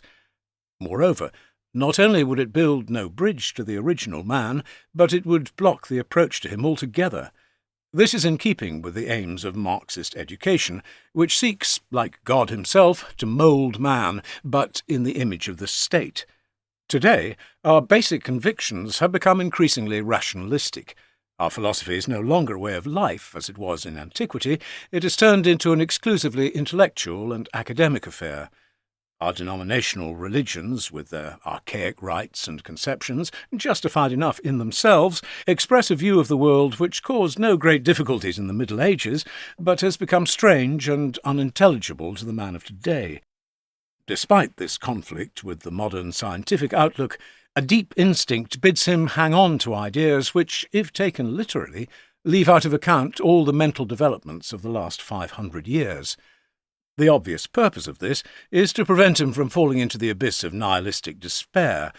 But even when, as rationalists, we feel impelled to criticize contemporary religion as literalistic, narrow-minded, and obsolescent, we should never forget that the creeds proclaim a doctrine whose symbols, although their interpretation may be disputed, nevertheless possess a life of their own on account of their archetypal character. Consequently, intellectual understanding is by no means indispensable in all cases, but is called for only when evaluation through feeling and intuition does not suffice, that is to say, with people for whom the intellect holds the prime power of conviction. Nothing is more characteristic and symptomatic in this respect than the gulf that has opened out between faith and knowledge. The contrast has become so enormous that one is obliged to speak of the incommensurability of these two categories and their way of looking at the world. And yet they are concerned with the same empirical world in which we live.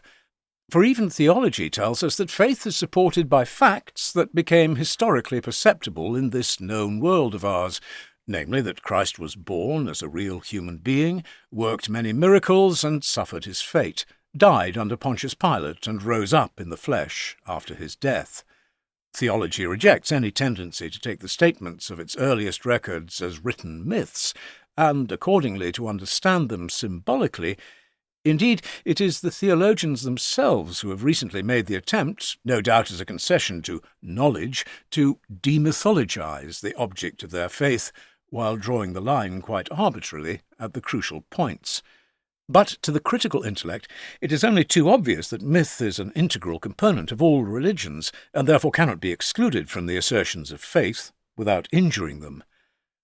The rupture between faith and knowledge is a symptom of the split consciousness which is so characteristic of the mental disorder of our day. It is as if two different persons were making statements about the same thing, each from his own point of view, or as if one person in two different frames of mind were sketching a picture of his experience. If for person we substitute modern society, it is evident that the latter is suffering from a mental dissociation, i.e. a neurotic disturbance. In view of this, it does not help matters at all if one party pulls obstinately to the right and the other to the left. This is what happens in every neurotic psyche, to its own deep distress, and it is just this distress that brings the patient to the doctor.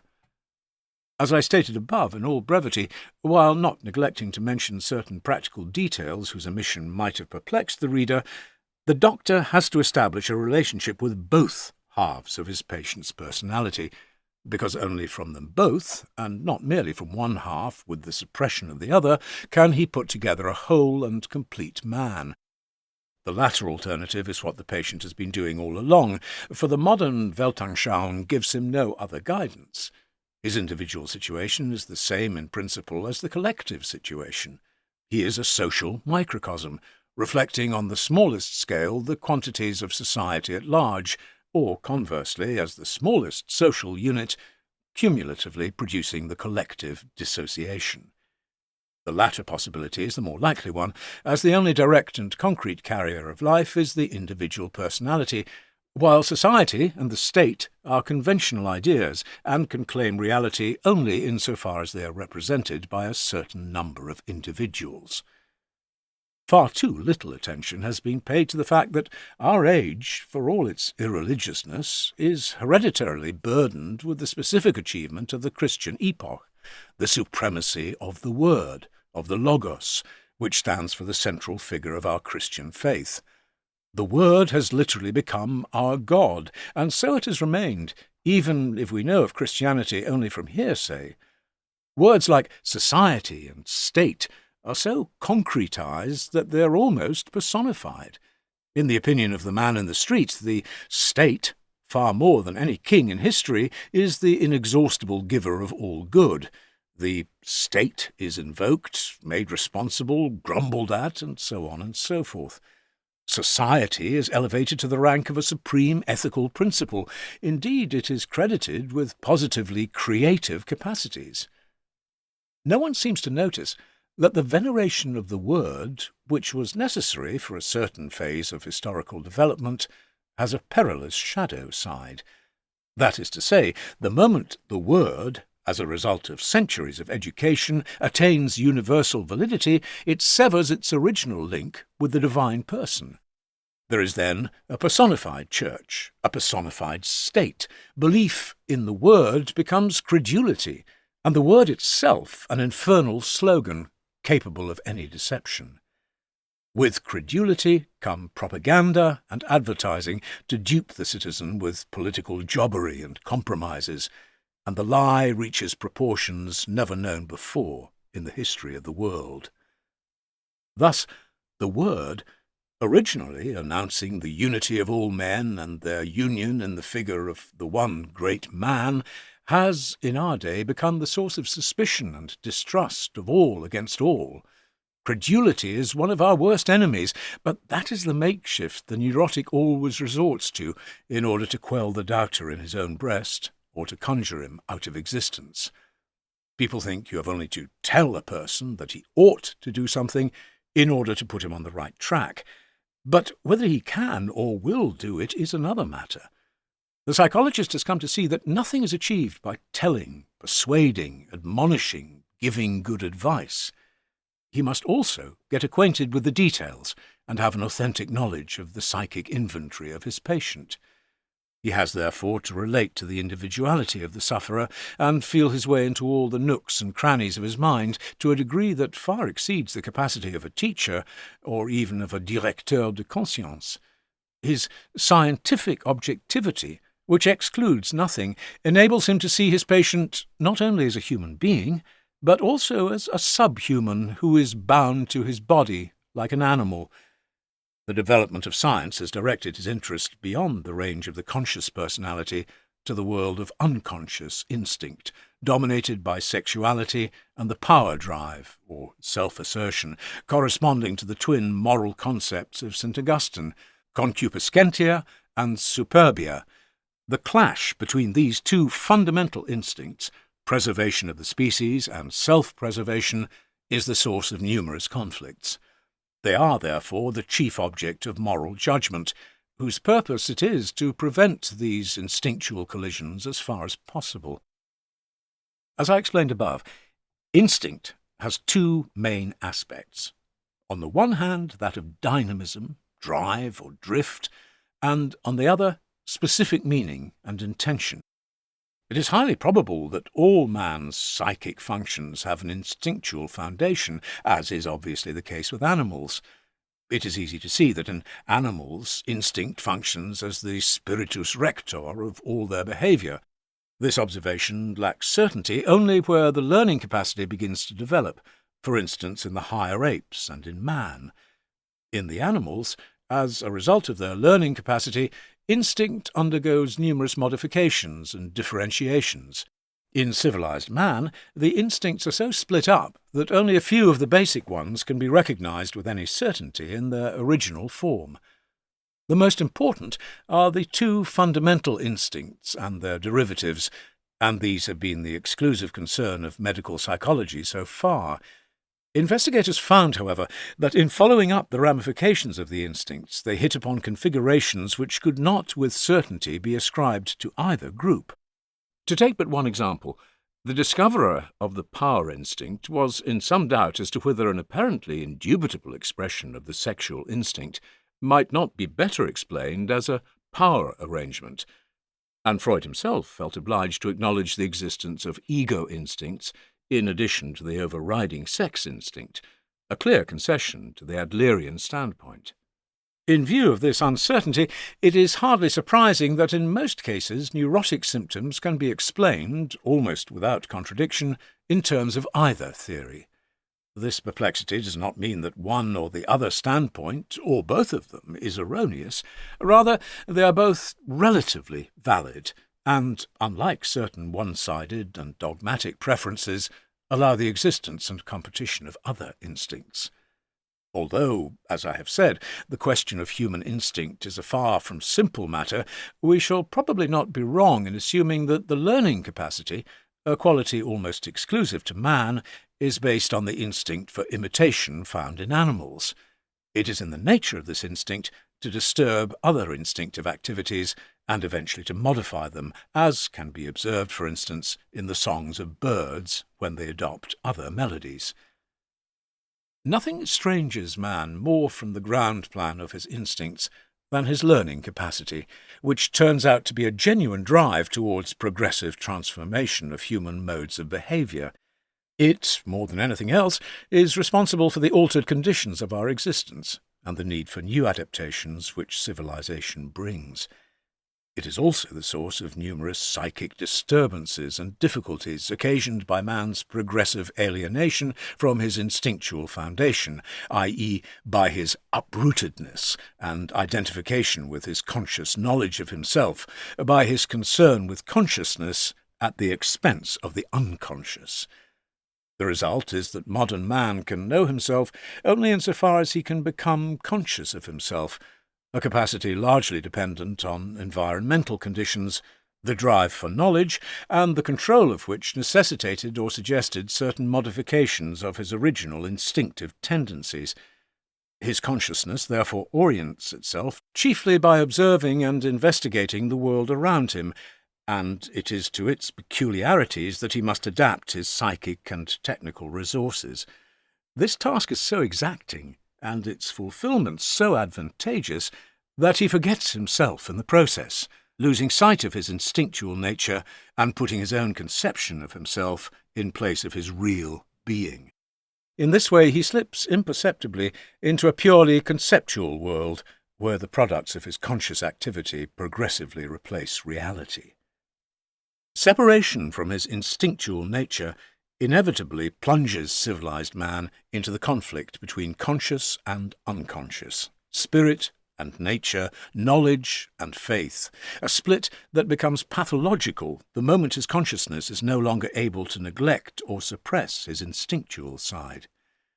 The accumulation of individuals who have got into this critical state starts off as a mass movement purporting to be the champion of the suppressed.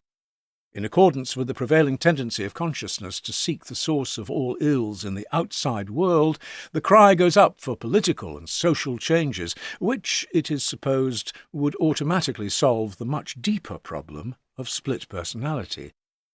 Hence it is that, whenever this demand is fulfilled, political and social conditions arise which bring the same ills back again in altered form. What then happens is a simple reversal. The underside comes to the top, and the shadow takes the place of the light. And since the former is always anarchic and turbulent, the freedom of the liberated underdog must suffer draconian curtailment. All this is unavoidable, because the root of the evil is untouched, and merely the counterposition has come to light. The communist revolution has debased man far lower than democratic collective psychology has done, because it robs him of his freedom not only in the social, but in the moral and spiritual sense. Aside from the political difficulties, the West has suffered a great psychological disadvantage that made itself unpleasantly felt even in the days of German Nazism. The existence of a dictator allows us to point the finger away from ourselves and at the shadow. He is clearly on the other side of the political frontier, while we are on the side of good and enjoy the possession of the right ideals. Did not a well-known statesman recently confess that he had no imagination in evil? In the name of the multitude, he was here giving expression to the fact that Western man is in danger of losing his shadow altogether, of identifying himself with his fictive personality, and of identifying the world with the abstract picture painted by scientific rationalism.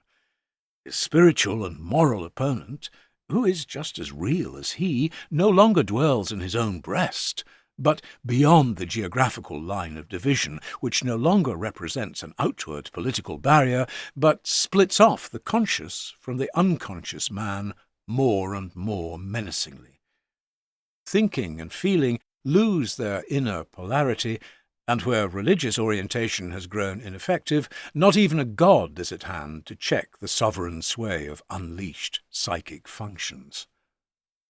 Our rational philosophy does not bother itself with whether the other person in us, pejoratively described as the shadow, is in sympathy with our conscious plans and intentions. Evidently, it does not know that we carry in ourselves a real shadow whose existence is grounded in our instinctual nature. The dynamism and imagery of the instincts together form an a priori which no man can overlook without the gravest risk to himself. Violation or neglect of instinct has painful consequences of a physiological and psychological nature for whose removal medical help above all is required. For more than 50 years we have known, or could have known, that there is an unconscious as a counterbalance to consciousness. Medical psychology has furnished all the necessary empirical and experimental proofs of this. There is an unconscious psychic reality which demonstrably influences consciousness and its contents. All this is known, but no practical conclusions have been drawn from it. We still go on thinking and acting as before, as if we were simplex and not duplex. Accordingly, we imagine ourselves to be innocuous, reasonable, and humane. We do not think of distrusting our motives or of asking ourselves how the inner man feels about the things we do in the outside world, but actually it is frivolous, superficial, and unreasonable of us, as well as psychically unhygienic, to overlook the reaction and standpoint of the unconscious. One can regard one's stomach or heart as unimportant and worthy of contempt, but that does not prevent overeating or overexertion from having consequences that affect the whole man. Yet we think that psychic mistakes and their consequences can be got rid of with mere words, for psychic means less than air to most people. All the same, nobody can deny that without the psyche there would be no world at all, and still less a human world. Virtually everything depends on the human soul and its functions. It should be worthy of all the attention we can give it, especially today, when everyone admits that the weal or woe of the future will be decided neither by the attacks of wild animals, nor by natural catastrophes, nor by the danger of worldwide epidemics, but simply and solely by the psychic changes in man. It needs only an almost imperceptible disturbance of equilibrium in a few of our rulers' heads to plunge the world into blood, fire, and radioactivity. The technical means necessary for this are present on both sides, and certain conscious deliberations, uncontrolled by any inner opponent, can be indulged in all too easily, as we have seen already from the example of one leader. The consciousness of modern man still clings so much to outward objects that he makes them exclusively responsible, as if it were on them that the decision depended. That the psychic state of certain individuals could emancipate itself for once from the behaviour of objects is something that is considered far too little, although irrationalities of this sort are observed every day and can happen to everyone. The forlornness of consciousness in our world is due primarily to the loss of instinct, and the reason for this lies in the development of the human mind over the past eon.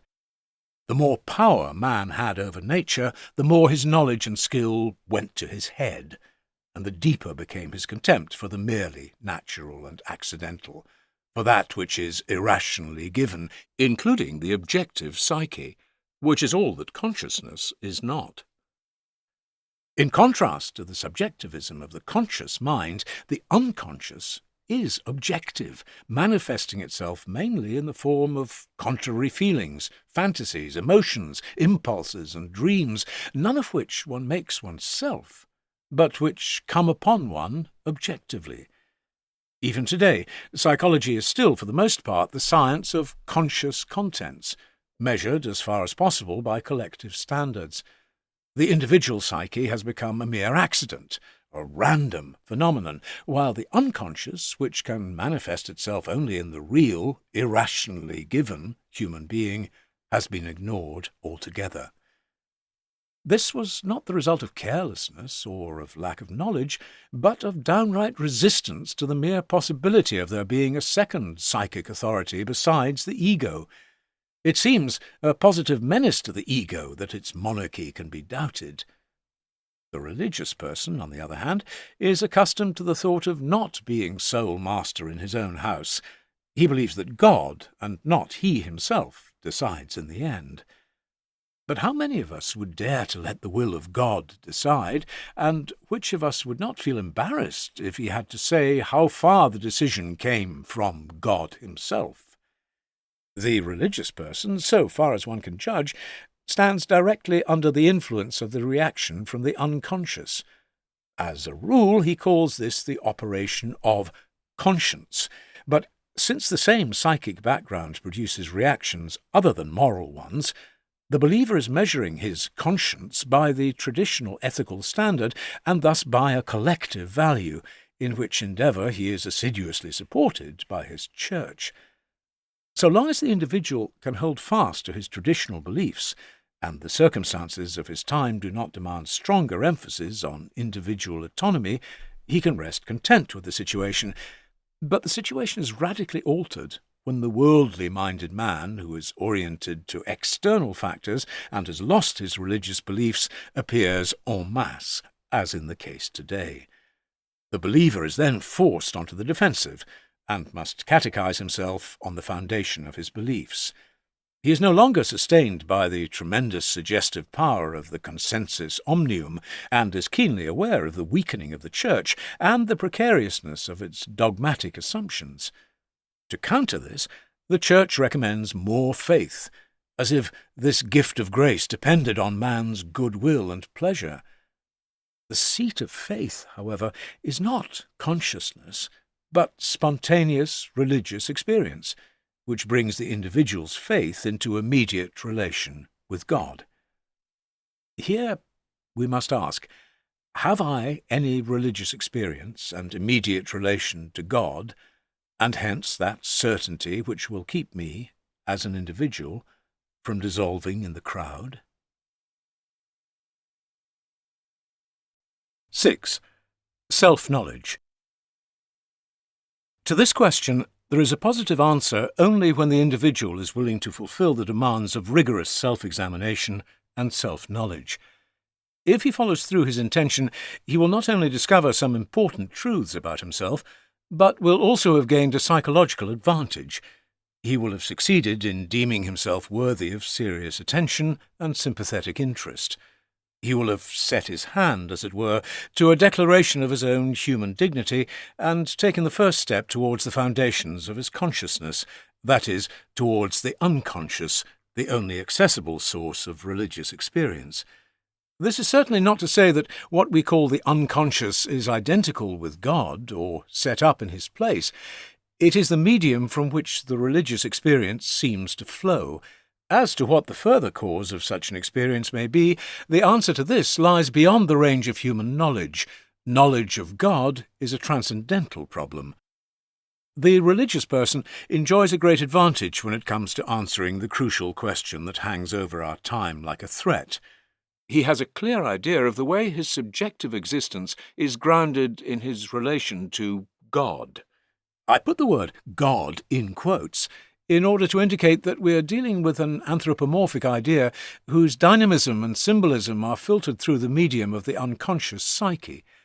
Anyone who wants to can at least draw near to the source of such experiences, no matter whether he believes in God or not. Without this approach, it is only in rare cases that we witness those miraculous conversions of which Paul's Damascus experience is the prototype. That religious experiences exist no longer needs proof, but it will always remain doubtful whether what metaphysics and theology call God, and the gods, is the real ground of these experiences. The question is idle, actually, and answers itself by reason of the subjectively overwhelming numinosity of the experience.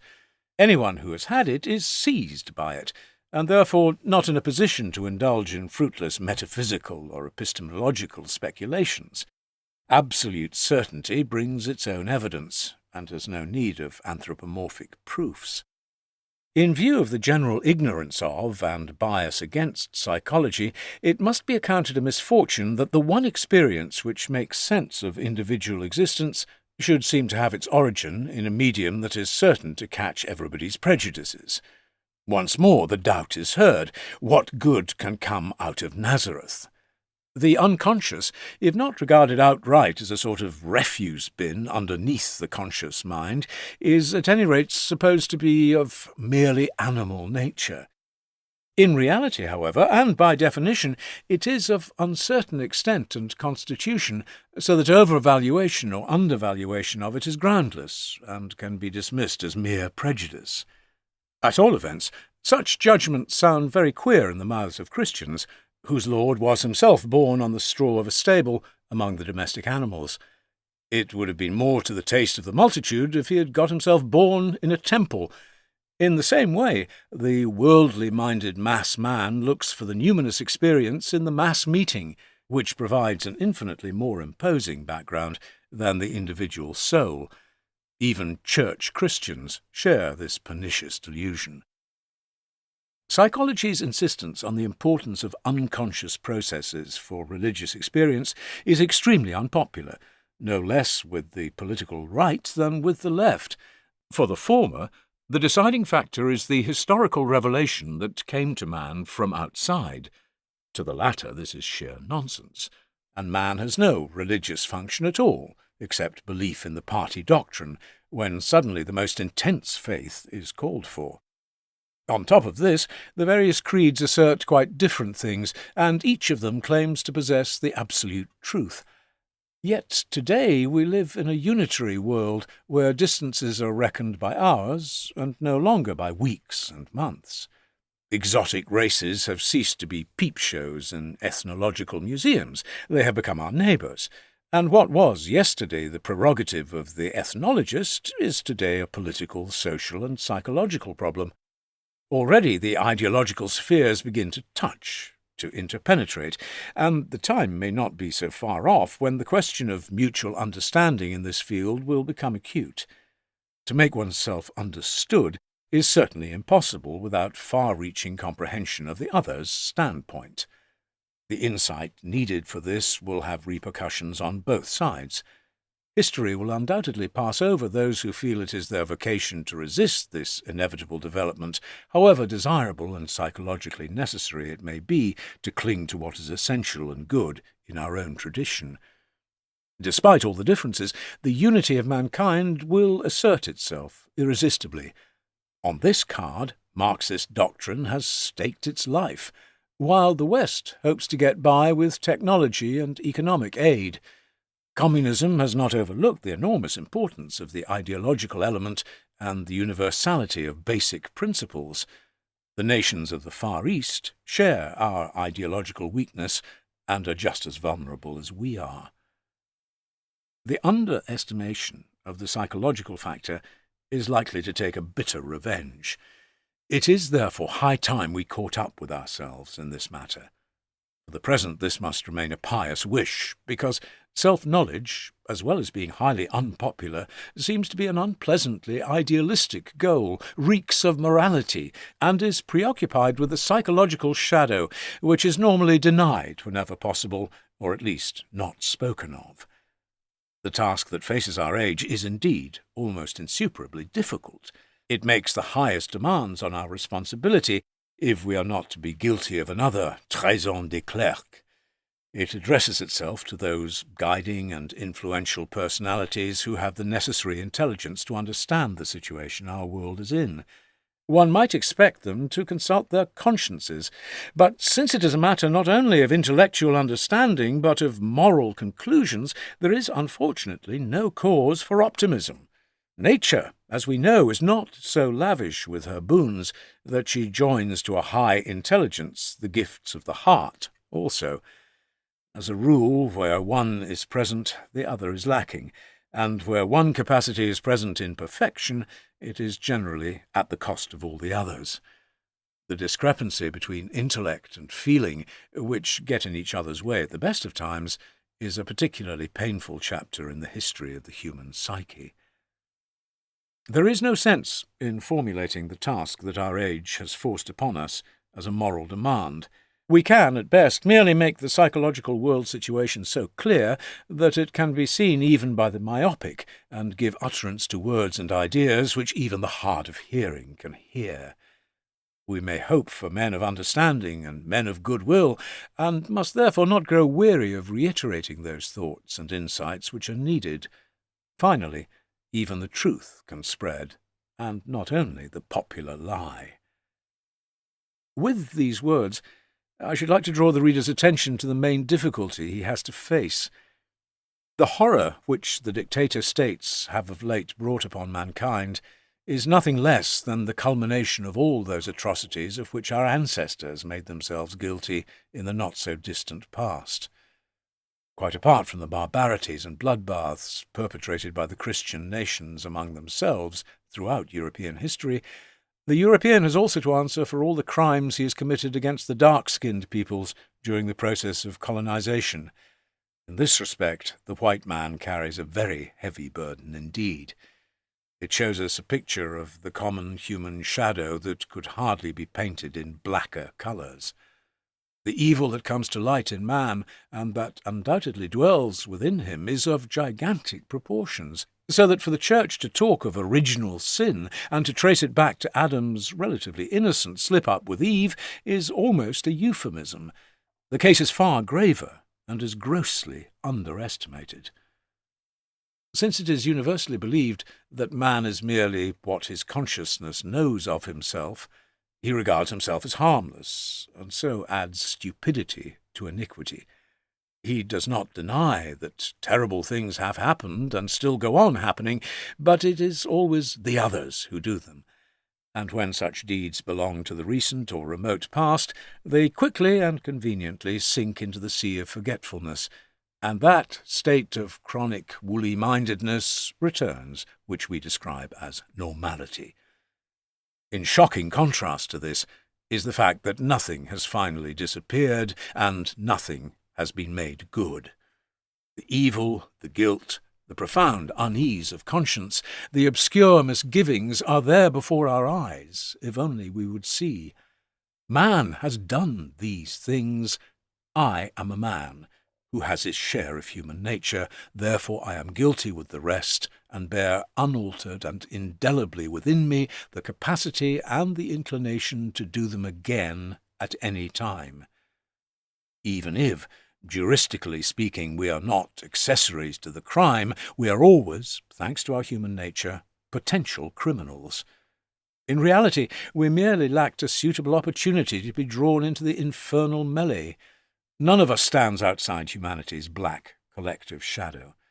Whether the crime lies many generations back or happens today, it remains the symptom of a disposition that is always and everywhere present, and one would therefore do well to possess some imagination in evil, for only the fool can permanently neglect the conditions of his own nature.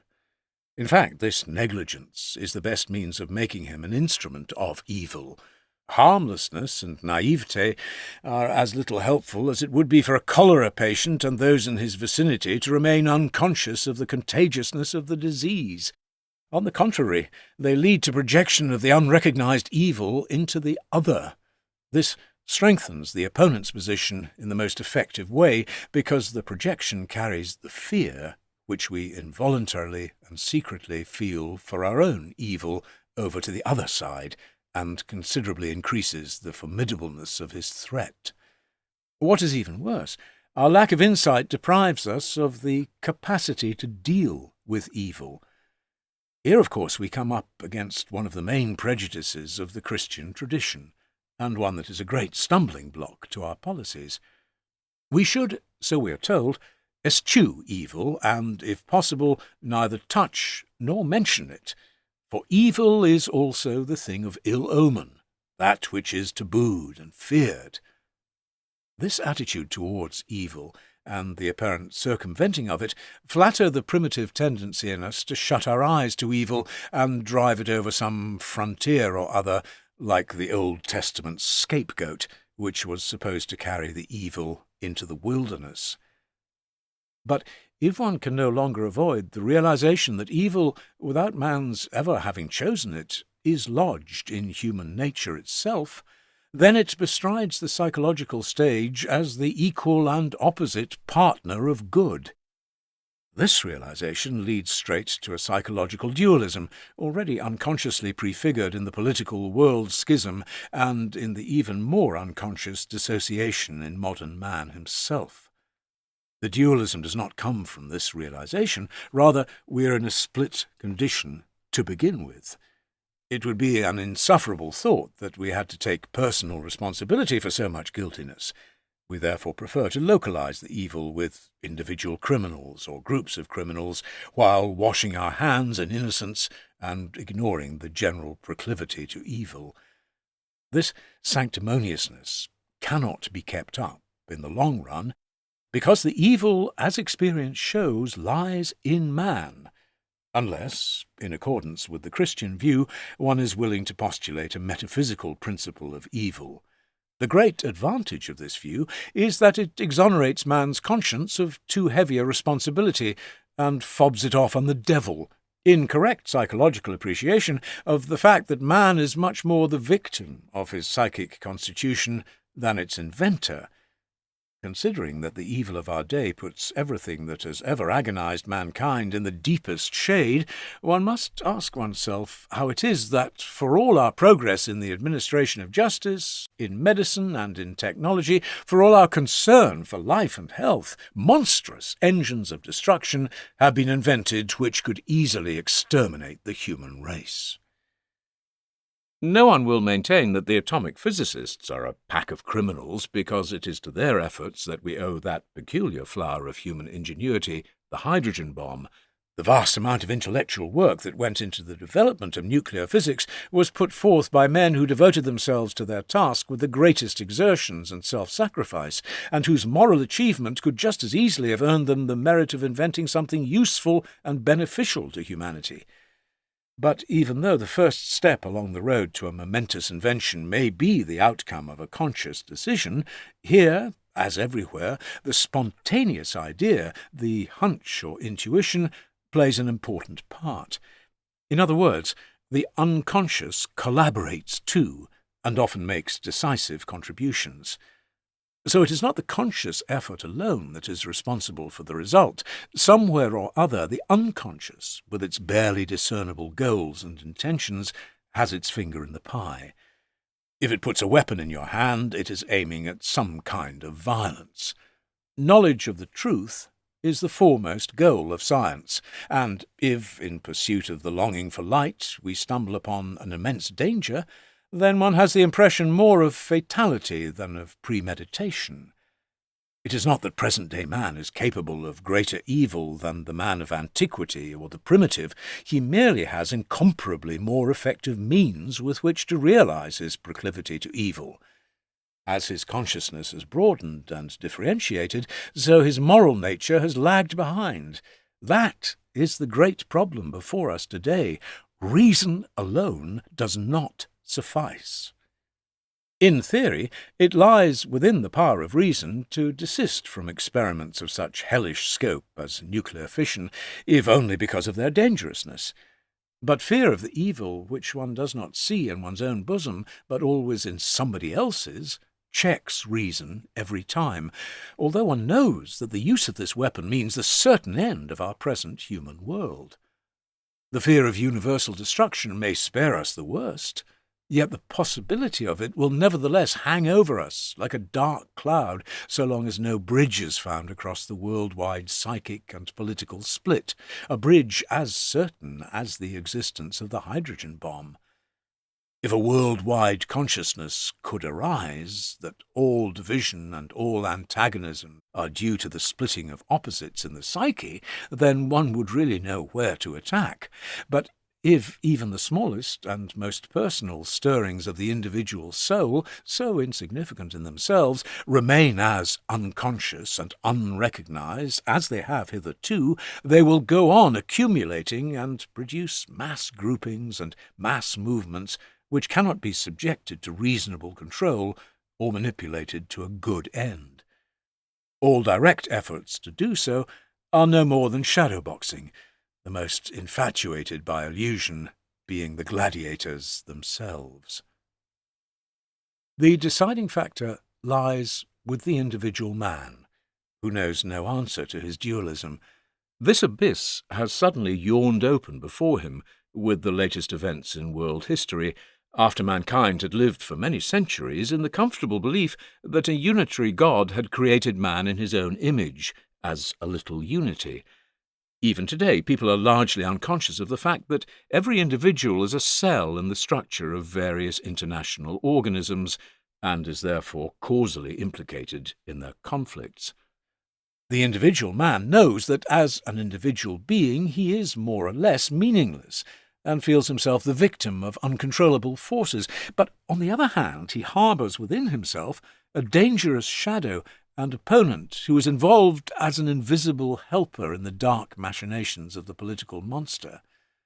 It is in the nature of political bodies always to see the evil in the opposite group, just as the individual has an ineradicable tendency to get rid of everything he does not know and does not want to know about himself by foisting it off on somebody else.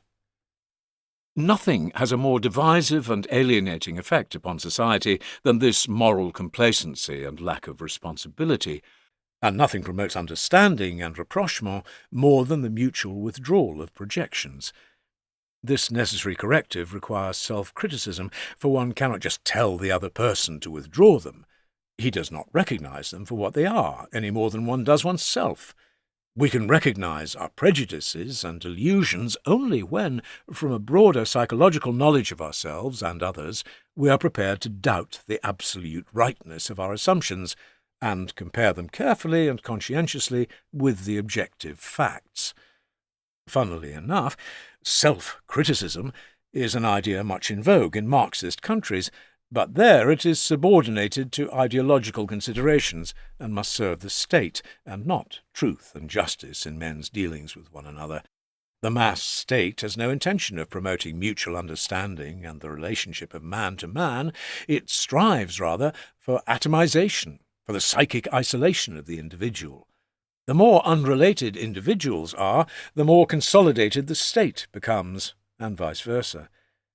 There can be no doubt that in the democracies, too, the distance between man and man is much greater than is conducive to public welfare or beneficial to our psychic needs.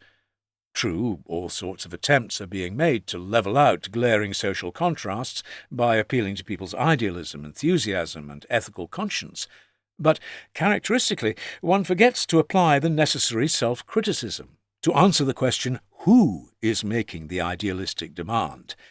Is it, perchance, someone who jumps over his own shadow in order to hurl himself avidly on an idealistic program that promises him a welcome alibi? How much respectability and apparent morality is there, cloaking with deceptive colours a very different inner world of darkness? One would first like to be assured that the man who talks of ideals is himself ideal, so that his words and deeds are more than they seem. To be ideal is impossible. and therefore remains an unfulfilled postulate.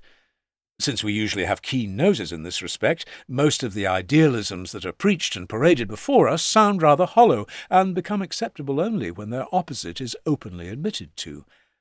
Without this counterweight, the ideal goes beyond our human capacity, becomes incredible because of its humourlessness, and degenerates into bluff, albeit a well-meant one.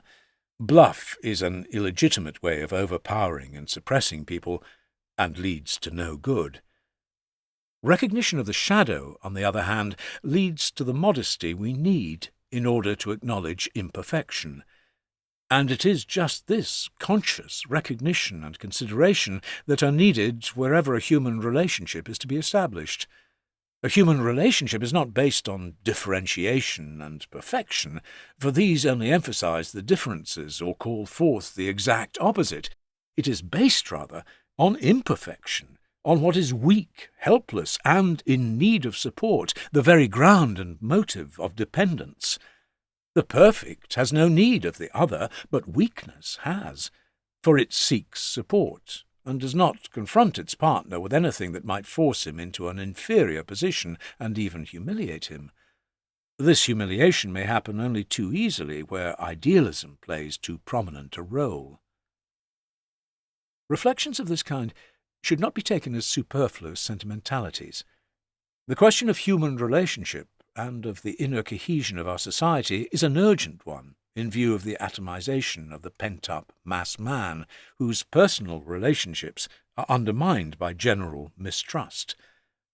Wherever justice is uncertain, and police spying and terror are at work, human beings fall into isolation, which of course is the aim and purpose of the dictator state, since it is based on the greatest possible accumulation of depotentiated social units. To counter this danger, the free society needs a bond of an effective nature, a principle of a kind like caritas, the Christian love of your neighbour. But it is just this love for one's fellow man that suffers most of all from the lack of understanding wrought by projection. It would therefore be very much in the interest of the free society to give some thought to the question of human relationship from the psychological point of view, for in this resides its real cohesion, and consequently its strength. Where love stops, power begins, and violence, and terror. These reflections are not intended as an appeal to idealism, but only to heighten the consciousness of the psychological situation. I do not know which is weaker, idealism or the insight of the public. I only know that it needs time to bring about psychic changes that have any prospect of enduring. Insight that dawns slowly seems to me to have more lasting effects than a fitful idealism, which is unlikely to hold out for long. 7. The meaning of self-knowledge. What our age thinks of as the shadow and inferior part of the psyche contains more than something merely negative. The very fact that through self-knowledge, i.e. by exploring our own souls, we come upon the instincts and their world of imagery should throw some light on the powers slumbering in the psyche, of which we are seldom aware so long as all goes well. They are potentialities of the greatest dynamism, and it depends entirely on the preparedness and attitude of the conscious mind whether the eruption of these forces and the images and ideas associated with them will tend towards construction or catastrophe.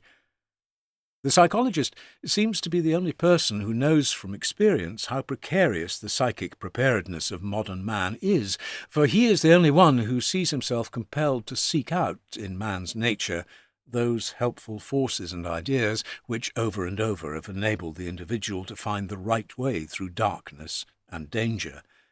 For this exacting work, the psychologist requires all his patience. He may not rely on any traditional oughts and musts, leaving the other person to make all the effort, and contenting himself with the easy role of adviser and admonisher. Everyone knows the futility of preaching about things that are desirable, yet the general helplessness in this situation is so great, and the need so dire, that one prefers to repeat the old mistake instead of racking one's brains over a subjective problem.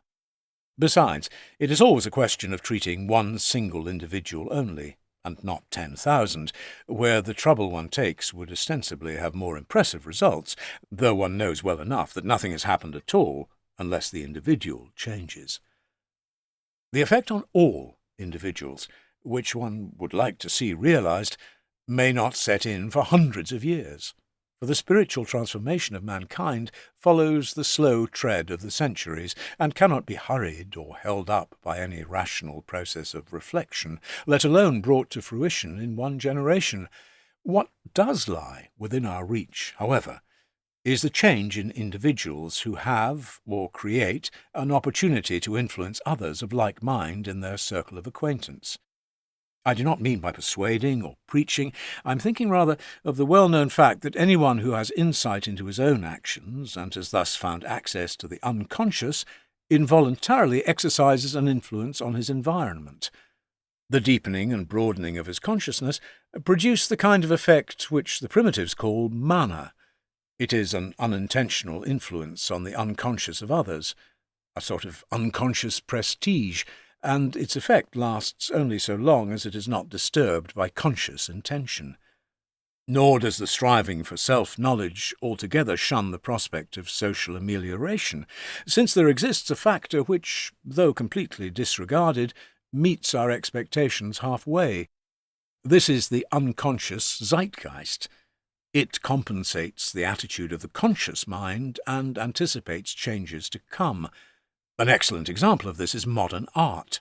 Though seeming to deal with aesthetic problems, it is really performing a work of psychological education on the public by breaking down and destroying their previous aesthetic views of what is beautiful in form and meaningful in content. The pleasingness of the artistic product is replaced by chill abstractions of the most subjective nature, which brusquely slam the door on the naive and romantic delight in the senses and their obligatory love for the object. This tells us, in plain and universal language, that the prophetic spirit of art has turned away from the old object relationship and towards the, for the time being, dark chaos of subjectivisms. Certainly art, so far as we can judge of it, has not yet discovered in this darkness what it is that holds all men together and could give expression to their psychic wholeness. Since reflection seems to be needed for this purpose, it may be that such discoveries are reserved for other fields of endeavour. Great art, till now, has always derived its fruitfulness from the myth, from the unconscious process of symbolization which continues through the ages, and which, as the primordial manifestation of the human spirit, will continue to be the root of all creation in the future. The development of modern art, with its seemingly nihilistic trend towards disintegration, must be understood as the symptom and symbol of a mood of world destruction and world renewal that has set its mark on our age. This mood makes itself felt everywhere, politically, socially, and philosophically. We are living in what the Greeks called the kairos, the right time for a metamorphosis of the gods, i.e. of the fundamental principles and symbols. This peculiarity of our time, which is certainly not of our conscious choosing, is the expression of the unconscious man within us who is changing. Coming generations will have to take account of this momentous transformation if humanity is not to destroy itself through the might of its own technology and science. As at the beginning of the Christian era, so again today, we are faced with the problem of the moral backwardness which has failed to keep pace with our scientific, technical, and social developments. So much is at stake, and so much depends on the psychological constitution of modern man. Is he capable of resisting the temptation to use his power for the purpose of staging a world conflagration? Is he conscious of the path he is treading, and what the conclusions are that must be drawn from the present world situation and his own psychic situation? Does he know that he is on the point of losing the life-preserving myth of the inner man which Christianity has treasured up for him? Does he realize what lies in store should this catastrophe ever befall him? Is he even capable at all of realizing that this would be a catastrophe? And finally, does the individual know that he is the make-weight that tips the scales? Happiness and contentment, equability of soul and meaningfulness of life, these can be experienced only by the individual, and not by a state, which on the one hand is nothing but a convention of independent individuals, and on the other continually threatens to paralyze and suppress the individual. The psychiatrist is one of those who know most about the conditions of the soul's welfare, upon which so infinitely much depends in the social sum. The social and political circumstances of the time are certainly of considerable significance, but their importance for the weal or woe of the individual has been boundlessly overestimated insofar as they are taken for the sole deciding factors. In this respect, all our social goals commit the error of overlooking the psychology of the person for whom they are intended, and, very often, of promoting only his illusions. I hope, therefore, that a psychiatrist, who in the course of a long life has devoted himself to the causes and consequences of psychic disorders, may be permitted to express his opinion, in all the modesty enjoined upon him as an individual, about the questions raised by the world situation today.